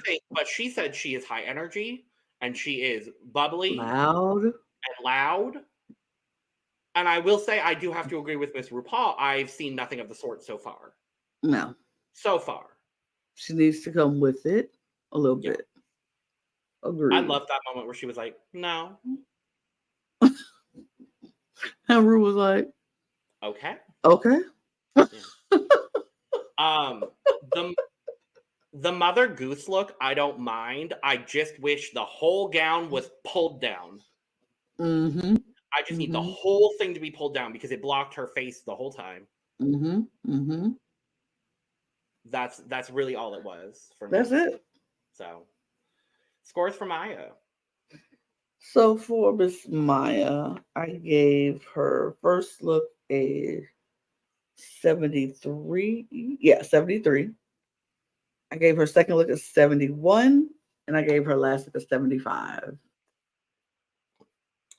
I'm gonna give her Mother Goose just because of the fitting of it all and the way that like you just cannot see her face at all. Absolutely. During this, I'm gonna give her Mother Goose a 65. I'm gonna give her significant mother a 70, and her calming mother for me is gonna get a 73. Okay. My hair is all in my face. You cannot see me. And you know who else had hair in their face? Mm-hmm. Hershii Miss Hershii, baby. That's the new one. It was Miss Kelly, baby. And now it's Miss Hershii, baby. Hershii doing Bernie B as her nursery rhyme. And as the father, I'm like, sure, that's a nursery rhyme. I believe you. Mm-hmm. And then the significant mother doing Mother Nature. I love the bee costume. I think the bee was my favorite. I agree with you. I wished her Mother Nature was a little bit more Mother Nature. Like, give me more wind, more rain, more sun, something. Like, give me more. Or if you're going to do Mother Earth or Earth of sorts, give me more. Like, give me a Earth. Like, she could have did Mother Earth and just came out in a big Earth, like, globe, like, outfit, and then stripped it off, and it would have been this, like, sexy Mother, or reveal. Like, what a little. You know how? Okay, have you seen those dresses where it comes out and it's like a big ball, and then it reveals, and it looks like the skirt is just like petals? Yes, that's what I wanted for this. Yes, be like I wanted like come out as the globe, reveal into this like petal gown with all of this like earth detailing on it. I would have loved if she had done like a whole contour map, like all of the different colors on there. I was like, that would have been really cool. It would have been cool. It just was too small, not enough. And then the last outfit, I was like, why the seafoam green outfit? I don't get it. it wasn't. It just didn't. I mean, I get because see, we get her drag. She is that auntie drag. She is that auntie everyday woman kind of drag, and that's what auntie would wear when auntie is like heading out to the store. And her, it was just like she was going to the PTA meeting, or she was going to, you know, Mm-hmm. brunch, lunch with the girls, and the aunties would do that, and it just needed to be more. She was the one I was concerned about with the most when I heard it was a ball this week, and I was like, oh, Yeah. I don't know. But her B outfit, stunning. That was the Gorgeous. one I liked the most. Yeah, I think her Mother Goose look, I think that's the best look she presented on the show, honestly. Mm-hmm. I really, really Mm-hmm. enjoyed it. I love the pussycat wig here because I think everything else is big, so big and grandeur. Like there's so much grandeur to it. Mm-hmm. Um, the big stole over it all, the latex gown, I love it. I was a little worried because she gave 2 latex gowns back to back, and I was like, oh, I just want to see something a little bit different. I Mm-hmm. don't think her Mother Earth look is horrible, Right. but it didn't look like her. No. I was like, because I would not be surprised if she borrowed that from somebody. And Mm-hmm. like, do whatever you need to do for Drag Race. I'm not judging Absolutely. here. I wish that the accessorization and the presentation of the look gave more Hershii energy than what it did. And unfortunately, I mean, I like the top that she made, Yeah. but Didn't make the she didn't make. pants. Yada, yada. I honestly wish she had just made it a bodysuit. I Mm. think if she had just made it a bodysuit, I really honestly think in my heart of hearts, she would have been fine. I love Hershey so much. It's just I know. so it's so difficult to be like, because I am really, really, really such a fan, and really such a, like, she has my stand card. I still will give her my stand card. I won't take it back. But this was just not. Not it. I just don't think she was ready, and that's my thing. I think Hershey, in a few years with more money under her belt, more time, would be one of those queens that who will get on an all-star and Yeah. maybe eat it up. But I just don't think she was ready. But Yeah. I still love her, and I still am a fan. And I hope she comes anywhere near me so I could go see her at a show, and Right. because I feel like, Her schedule is online. yeah, I'm sure she will probably be booked and busy and doing things, and I'm so happy for her. I hope she enjoyed all of this. I'm like, is she anywhere near you? I don't know. No. Probably not. She's probably over on the West Coast somewhere. The closest place is Chicago. I mean, I can get to Chicago, but Like we'll see. Chicago's not a difficult, It's not a difficult reach for me, but Yeah. Oh, she's going to the UK next week. Oh, good for her. word. That's good. Good for her. But yeah, I love Hershii. Me too. I love Hershii. So scores for Miss Licqour-Jete. So for this first look, I gave it an 85. Loved it. The second look, I gave it a 71. And the third look, I gave it a 70. As much as I would love to be very biased, and I'm not calling you out for your bias, because I get it. The Mother Goose look, I'm also going to give an 85. The Mother Earth, I am going to give a 60. And the Call Me Mother look, I have to give a 50. Because I do like what she made, but she only made half of it. So She put the things in the pockets. that's not drag for me, unfortunately. I like her too much to do anything less. I understand, and I'm not going to judge you for it. I wouldn't care if you did. Next up, Dawn. Dawn is here. Dawn. It's Dawn. Dawn is giving Cushy Cow. Again, what the fuck are these? What? I don't even know these nursery rhymes. I'm sorry. Where the fuck? Where the fuck did this come from? Please let me know. Thank you very much. Her significant mother is Audrey Hepburn, and then we have the look she made. I'm still stuck on the Cushy Cow because I don't know what that is. What the fuck is a Cushy Cow? I don't know. Cushy Cow.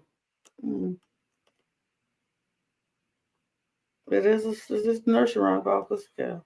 I love that these girls probably went, shit, everyone's going to do the obvious nursery rhyme. Let me go Google real quick. And Google nursery cow. Got it. I'll do a cow look. Sure. All right. Cushy Cow. Uh-huh. Not bad looks from Dawn. All of them are good. Very well executed. It with their little Dawn flair. Not mad at it. Yeah. I like the look that she made. Thought it was good. I love how Audrey Hepburn. It is very much Audrey Hepburn, but in the Dawn kind of way, which I kind of like. I think they were all good looks. Very good, solid, good looks. Yeah, I thought Dawn's package was really, really strong, and I think if any one of the top three had been just a little bit weaker, I think Dawn could have been in the top here. The Cushy Cow, it's a gown. I don't think it's not groundbreaking for me. It's not like exceptional for me, but I do think it's a very solid look. I love her Audrey Hepburn. And I know a lot of people are like, but that's not Audrey Hepburn. This is how Dawn is doing Audrey Hepburn. And I love that she took this very classic Audrey Hepburn look, and it's very true to the original, just with that little bit of the cutout at the hip. And I love that detail. It's such a smart like switch for me. With the Dawn makeup, everything for that for me is very, very well executed. Her Call Me Mother look, I like it. I think it's a little too chaotic in a way, because you've got the cape, and you've got the bodysuit situation, and you've got the overall boots that go all the way up, and I just think maybe lose one of the aspects of it. And I think it would have been a bit of a stronger look. It's giving very Selena S. Titties from last season during the design challenge. It's a very similar concept. But yeah, I think what Dawn did here is really good. So, scores for Dawn. For Dawn, her first look gets a 75. Her second look gets a 93.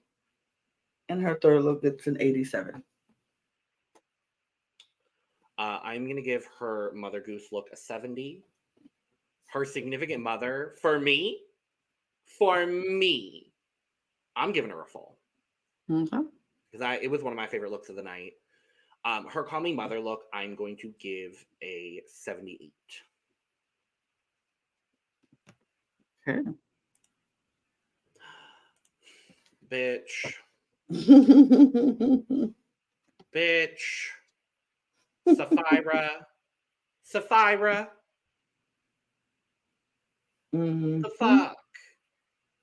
fuck. Huh? Okay. Her first look is Peter Pumpkin Eater. And then her significant mother is Eve. Not to be confused with Eve the Bunny. And then we have her Call Me Mother look as Roberta the Builder, not to be confused with Bob the Builder, not to be confused with Bob the Drag Queen. Right. I love this package.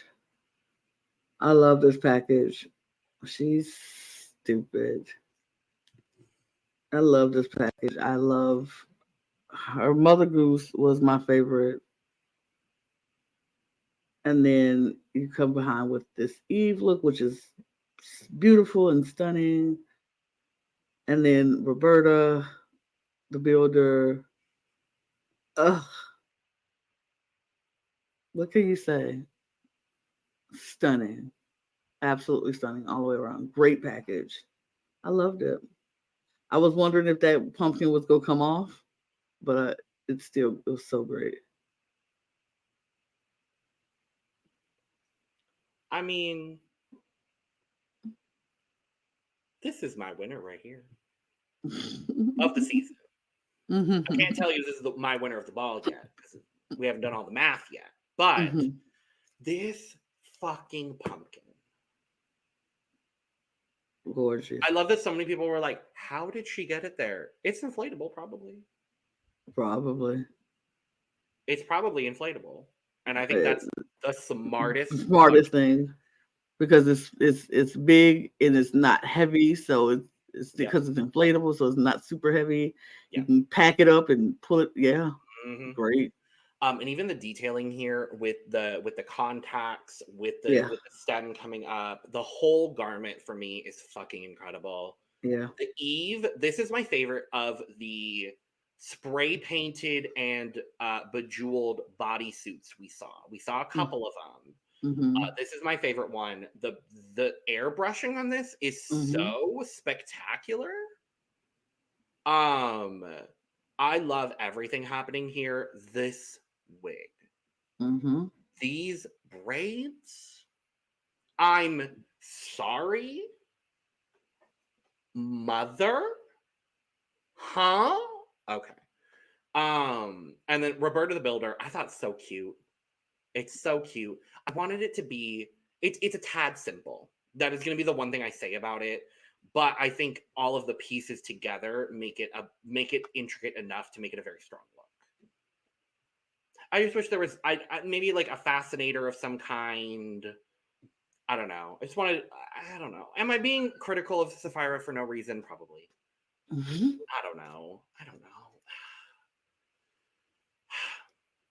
Mother. Oh, so you want to talk about Mother? Scores for Sapphira. Mother Goose.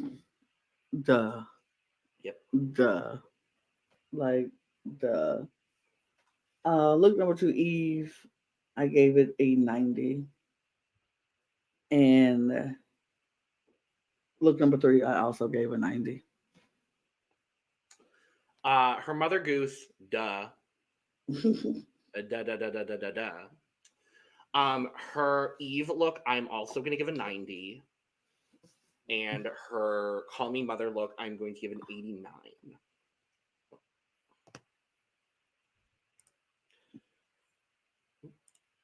Last up, we made it through all of them.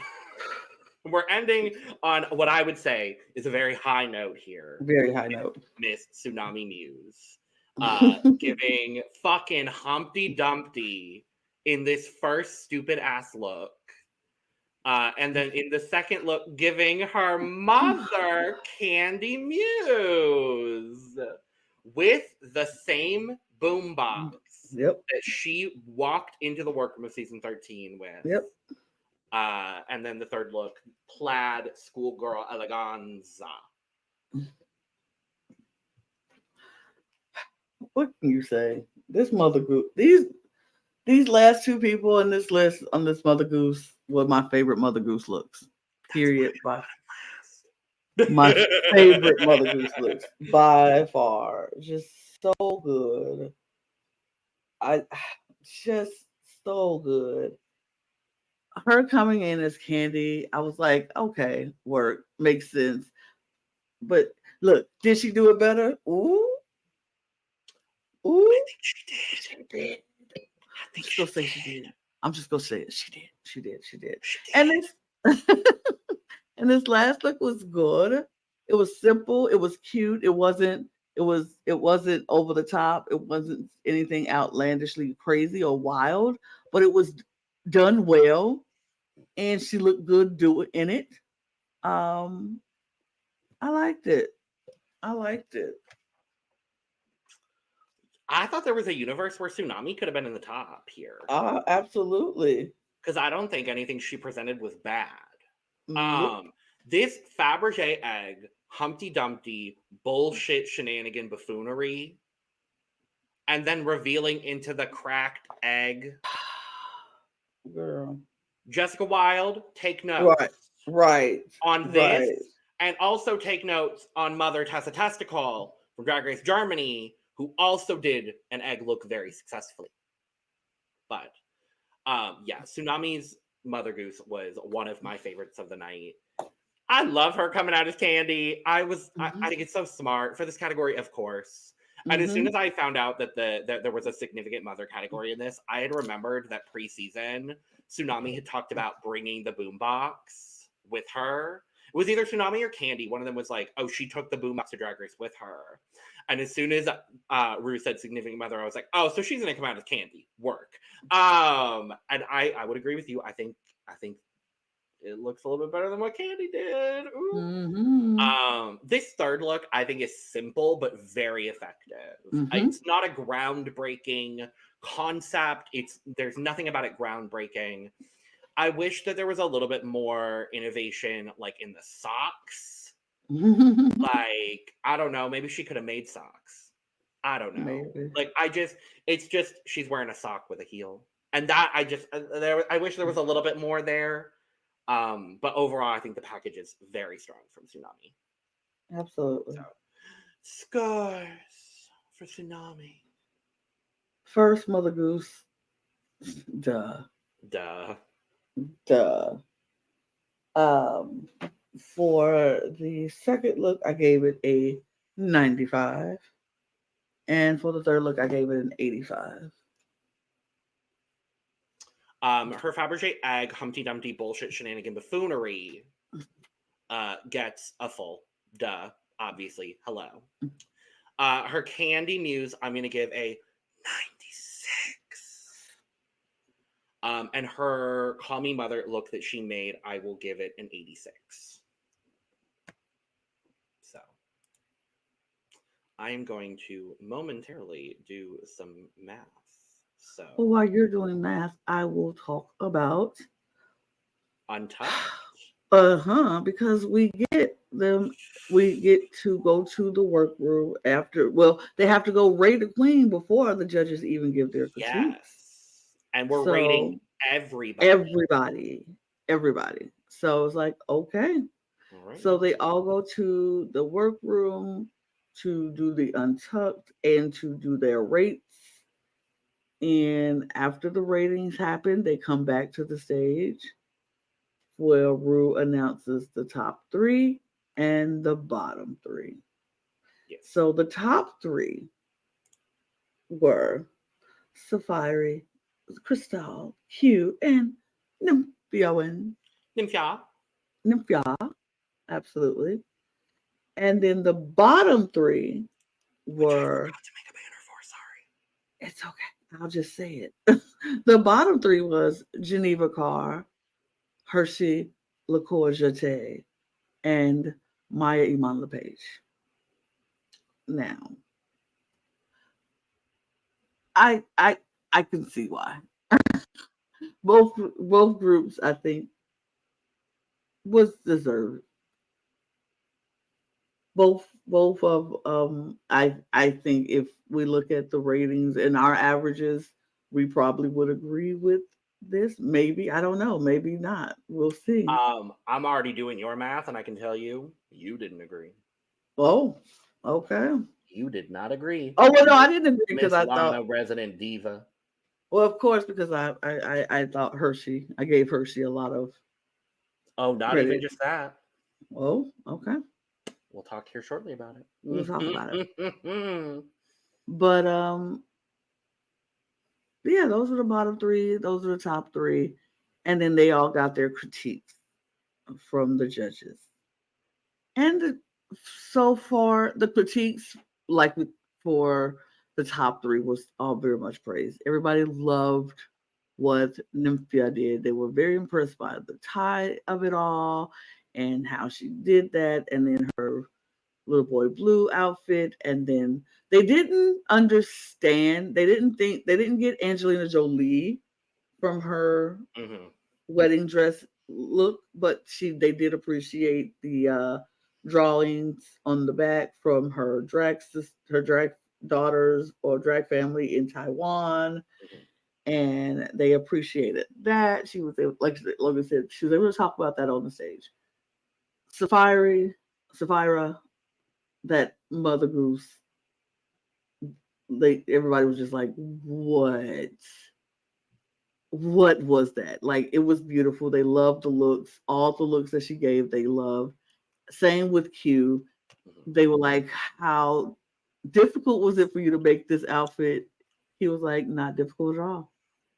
I just did it. I just do what I do. We learned earlier from the talk that Q had with Ru that she learned all her sewing skills from her grandmother, who she is no longer talking to, unfortunately, due to grandmother not understanding about the lifestyle. Said because she does drag, she's gonna catch AIDS. So I was like, oh, Granny, that's a stretch of a stretch. I mean, that hit home for me as well. It was something we didn't talk about earlier, but that hit home for me as someone who's also had family members have similar sorts of reactions. So I understand that scenario. I thought Ru could have been a lot gentler in this scenario. And obviously she didn't have all the tea until Q talked about it. But the fact she was just like, well, how lovely is that your grandma taught you to do all of this? And Q's like, no, not really. I don't talk to her anymore because she thinks I'm going to get AIDS because I'm gay. And I mean, I think it probably slapped her in the face too, because Ru was like, oh. She was like, oh. Well, it's good that you have these skills. Let's go with that. Let's go with that. Like, I would have been, it was kind of jarring, but yeah, interesting. But Q, they loved Q's outfit. They loved the man on the moon and that headpiece, and it was just stunning. And knowing Q made all of this, it was like great. Then we go to the bottom three, and we have the moment between Mhi'ya and Ru. And Mhi'ya's like, I mean, I'm loud and my personality is big. And Ru was like, not seeing that, girl. She was, where? And she's like, I mean, it's here. She's like, would you like to, like, where is it? Do we see it? And she was like, that's who I am. I was like, Mhi'ya, where you go? I feel like she's shrinking a little bit. I'm worried. I'm very worried. Very worried. I need a performance-based challenge very soon. From Mhi'ya, I need a dance challenge. I need a rusical. I need something. I need a girl group. I need something. I need something where she's going to shine, because right now she's fading. They talked to Hershii about her looks. They love the B look, but then they like everything after that was kind of like, ooh. Michelle brought out the fact that she did not make those pants, and it was just like, well, what did you? She was like, I mean, I put the lining in the pockets, and they were like,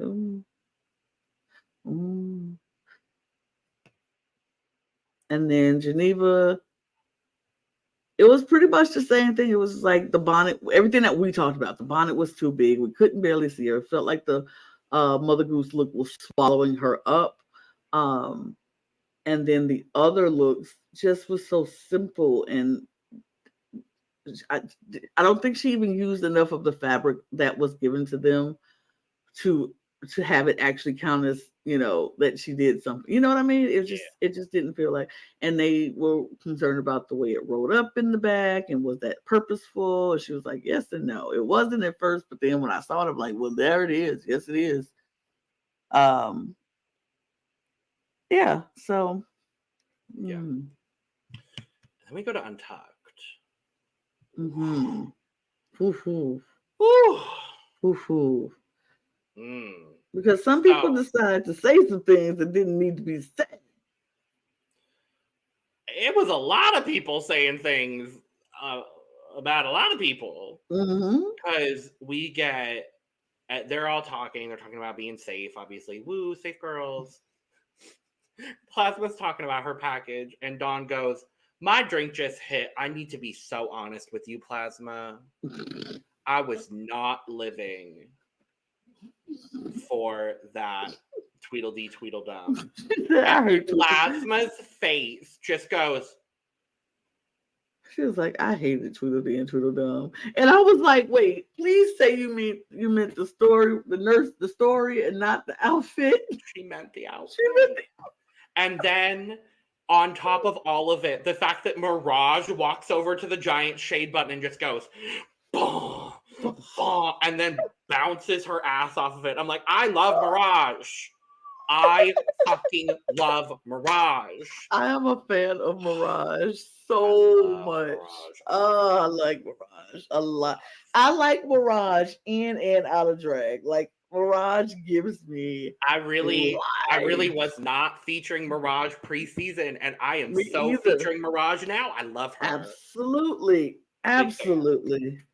But then we get Miss Generic Judy walking over, changing couches to go sit next to Amanda with, of all people, Morphine in the middle. And Miss Judy is like, well, I just have to be honest, Amanda. Like, I'm just not featuring your looks. And I just think that your looks were bad. And before Amanda can say anything, Morphine looks her dead in the eye and goes, watch it. That's my sister. Correct.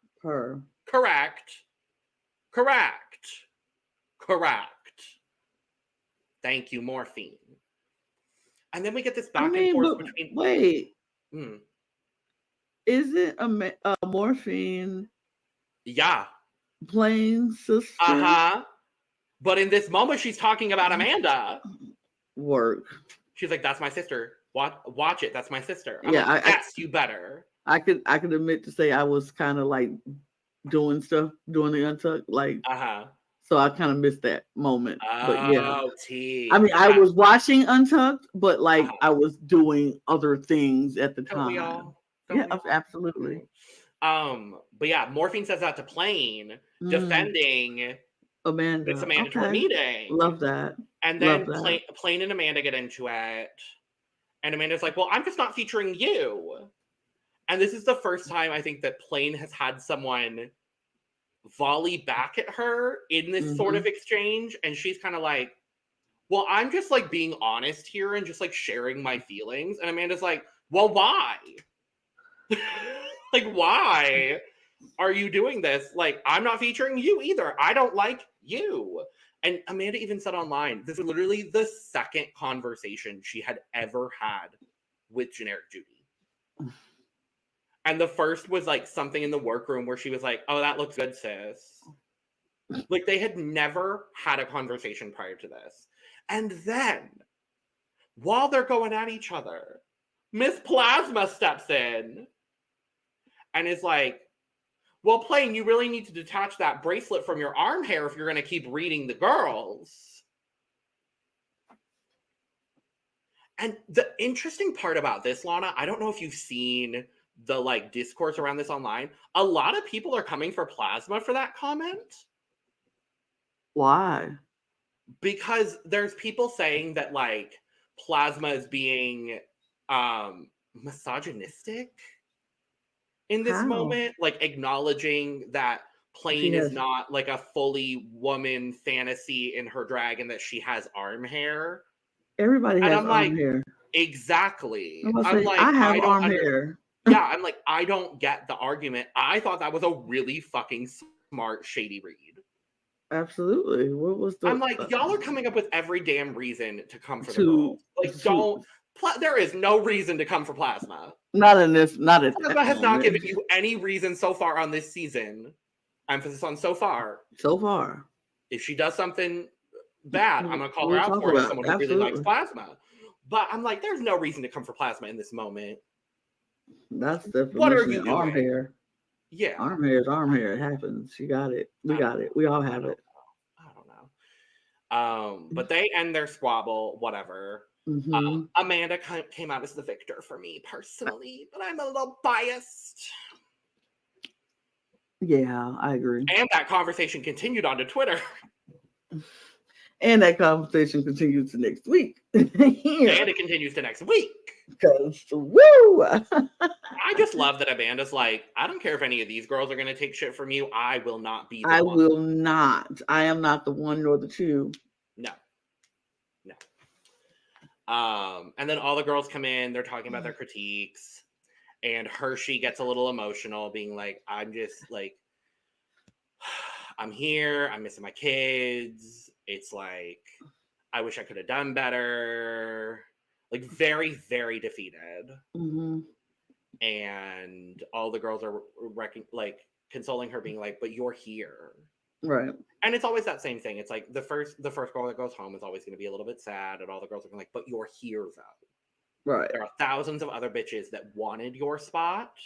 And you are here. You're here. You have this opportunity. This is going to change your life forever, regardless of how you do on this show. Mm-hmm. For the rest of your life, whenever you go to a show, you are going to be announced. Next up, coming to the stage from season 16 of RuPaul's Drag Race. That is a forever thing now. Yep. So I felt bad. I was like, no, Hershii, no. Hershii, no.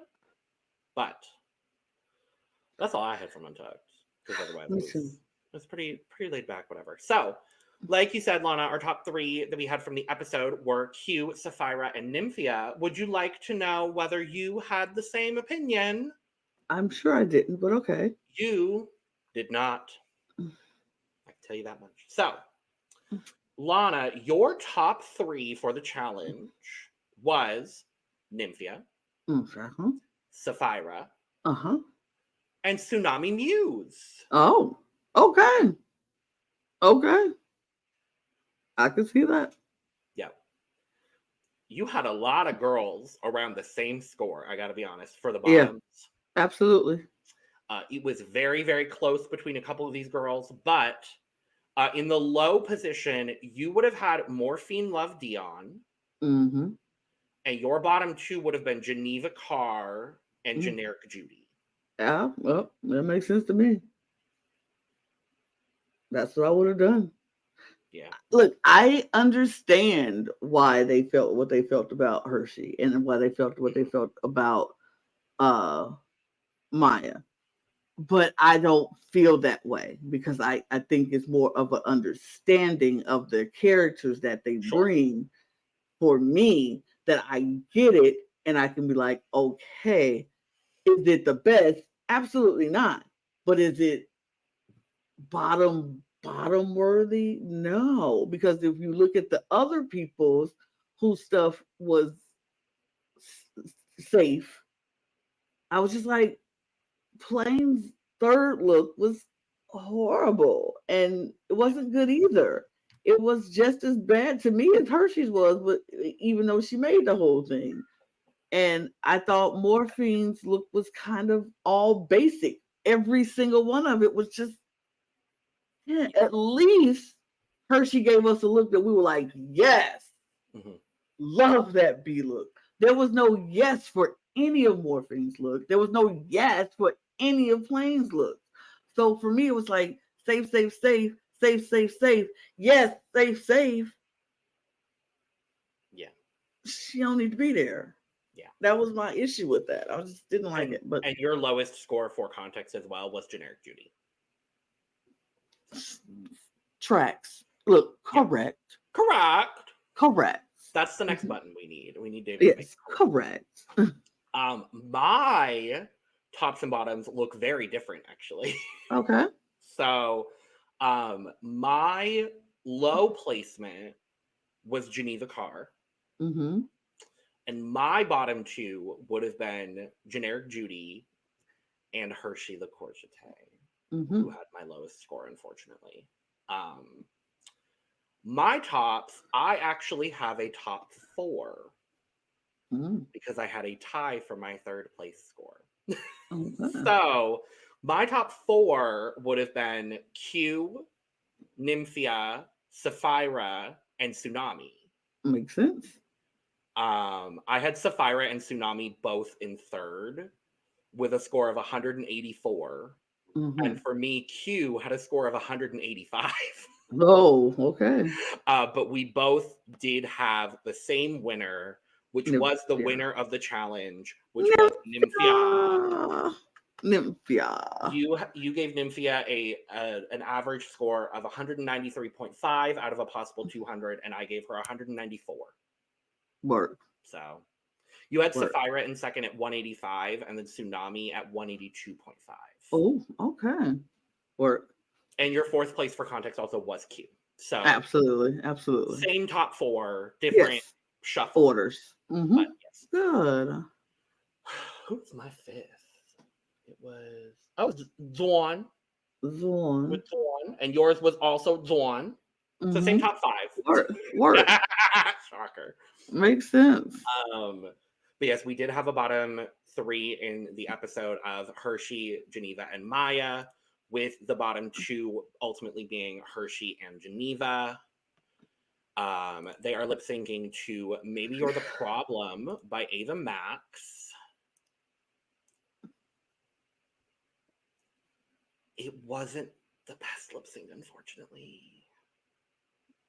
We started the season so strong with such a good lip sync too. Yeah. And neither of these 2 lip syncs have been the best. Here's the thing. Was the lip sync good? No. Lip sync wasn't good. On either one. I felt like they wanted Hershii to be doing stunts, flips, tricks, kicks, flips, all of that stuff. And that's not who she is. She don't do that. Geneva did one split and they were like, oh, okay, yep, she wins. And I was like, okay. Maybe it's my bias. I don't know. I just felt like they wanted more. I think Geneva just, I don't know. The lip syncs wasn't good for either one of them. So I was kind of like, I don't know. I felt like Geneva did a split. And they were like, okay, well then she wins because she didn't do a split. All she did was do the auntie church lady dance, which I loved, by the way. Because I did too. I was like, yes, do it. And I thought she performed it better than Geneva, but it still wasn't that great. I thought Hershii performed the lip sync better than Geneva. Geneva was just like, more like, ah. And Hershii was like, performing. Pop, pop, pop. She wasn't as, with it. She was contained with it. And I think they wanted her to be more with it. Yeah.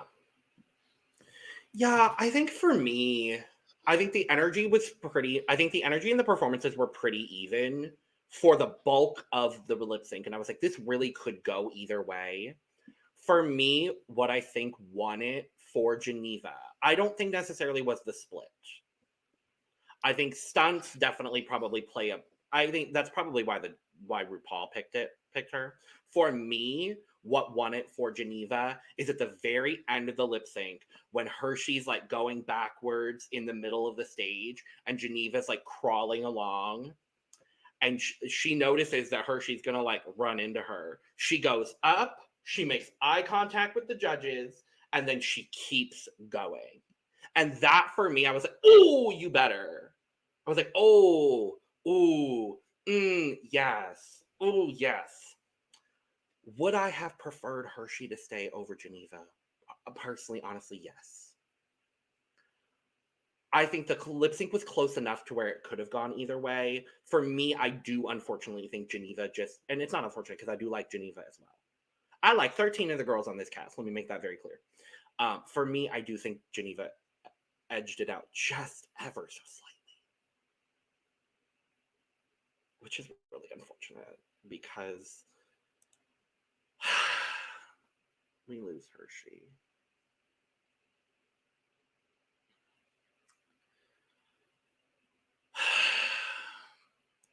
I'm very sad about it.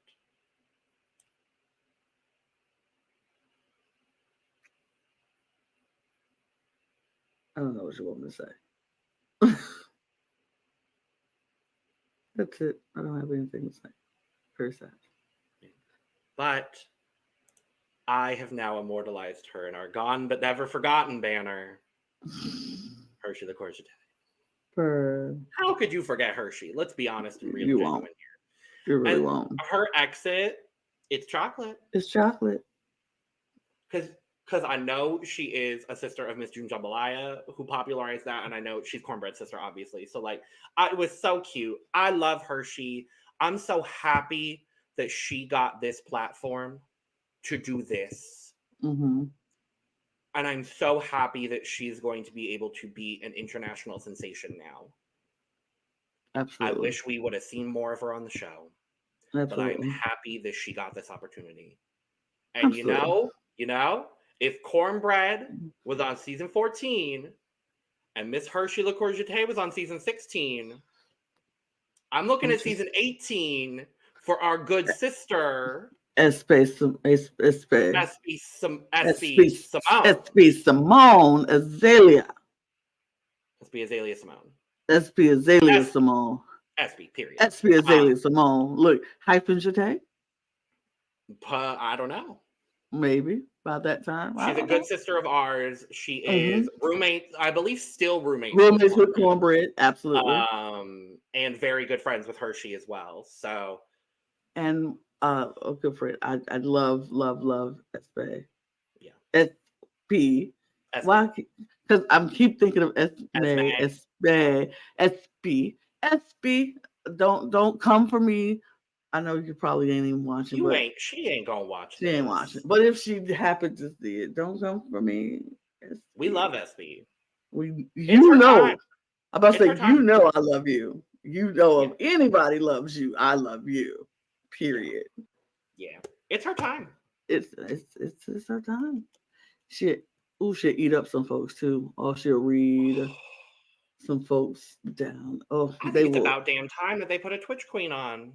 Hello? I mean, it's either one way it'll go. Either they will love her or they will hate her and she will cuss them out like every single day. You're right. You're right. She will cuss them out every single day.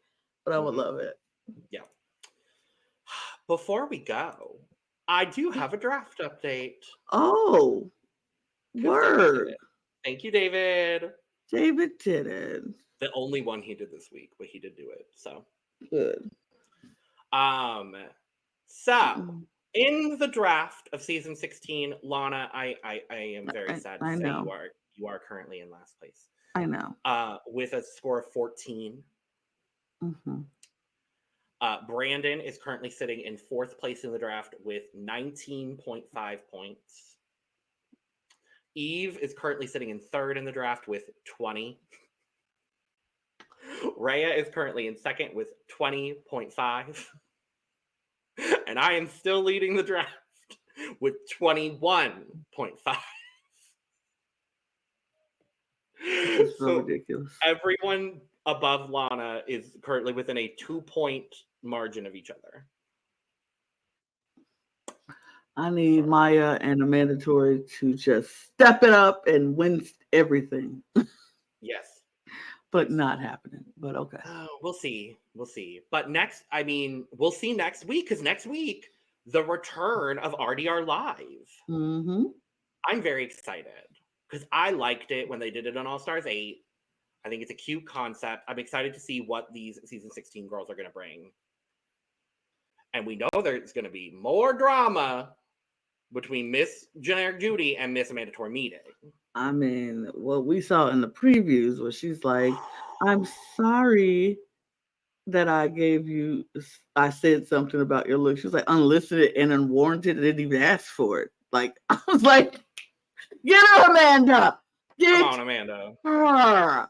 Read her for Phil. Let her know you didn't ask for anything she had to say. You didn't ask for her opinion. You never asked her to say nothing to you. So she should have just kept the mouth shut, zipped. But spicy. And with that, despite there only being 2 of us, we still took 2 hours. But it was 40-something looks we had to go through. 42 looks, so I'm not surprised. But imagine if it was 6 of us. No. That's why we kicked everybody out again. Absolutely. So, thank you so much for joining us for our coverage of RuPaul's Drag Race Season 16, Episode 3. We'll be back next week, same time, same place. Probably the 2 of us again. Who knows? Maybe more people. Who knows? But we'll be here talking all things RDR Live. Make sure to subscribe if you have not already. Hit it through 2 hours and 21 minutes of this podcast. Please subscribe if you haven't, because we're great. We're entertaining. We're here giving you entertainment, and we greatly appreciate all the support that you are giving us. Make sure to like the video, share with your friends. If you would like to support us in a monetary fashion, the Super Thanks button is down there as well. We are here almost all the time giving you almost all things drag, so make sure to check out. We are covering Drag Den at the moment. We will be covering Drag Race Belgique Season 2, España All-Stars, and UK vs. the World Season 2, so stay tuned for all of our content about those seasons. Make sure to follow our socials at The Cut Pod on Twitter, Instagram, and TikTok. More content coming very, very shortly on there. You could follow both Lana and myself on Twitter down below as well. And if you want to go get some merch, including but not limited to the Cup mug, you can go down in the description as well and check all of that out. And with that being said, cheers. Cheers. Bye. Goodbye. Bye-bye. Gone but never forgotten. We love you, Hershii. We love you, Hershii.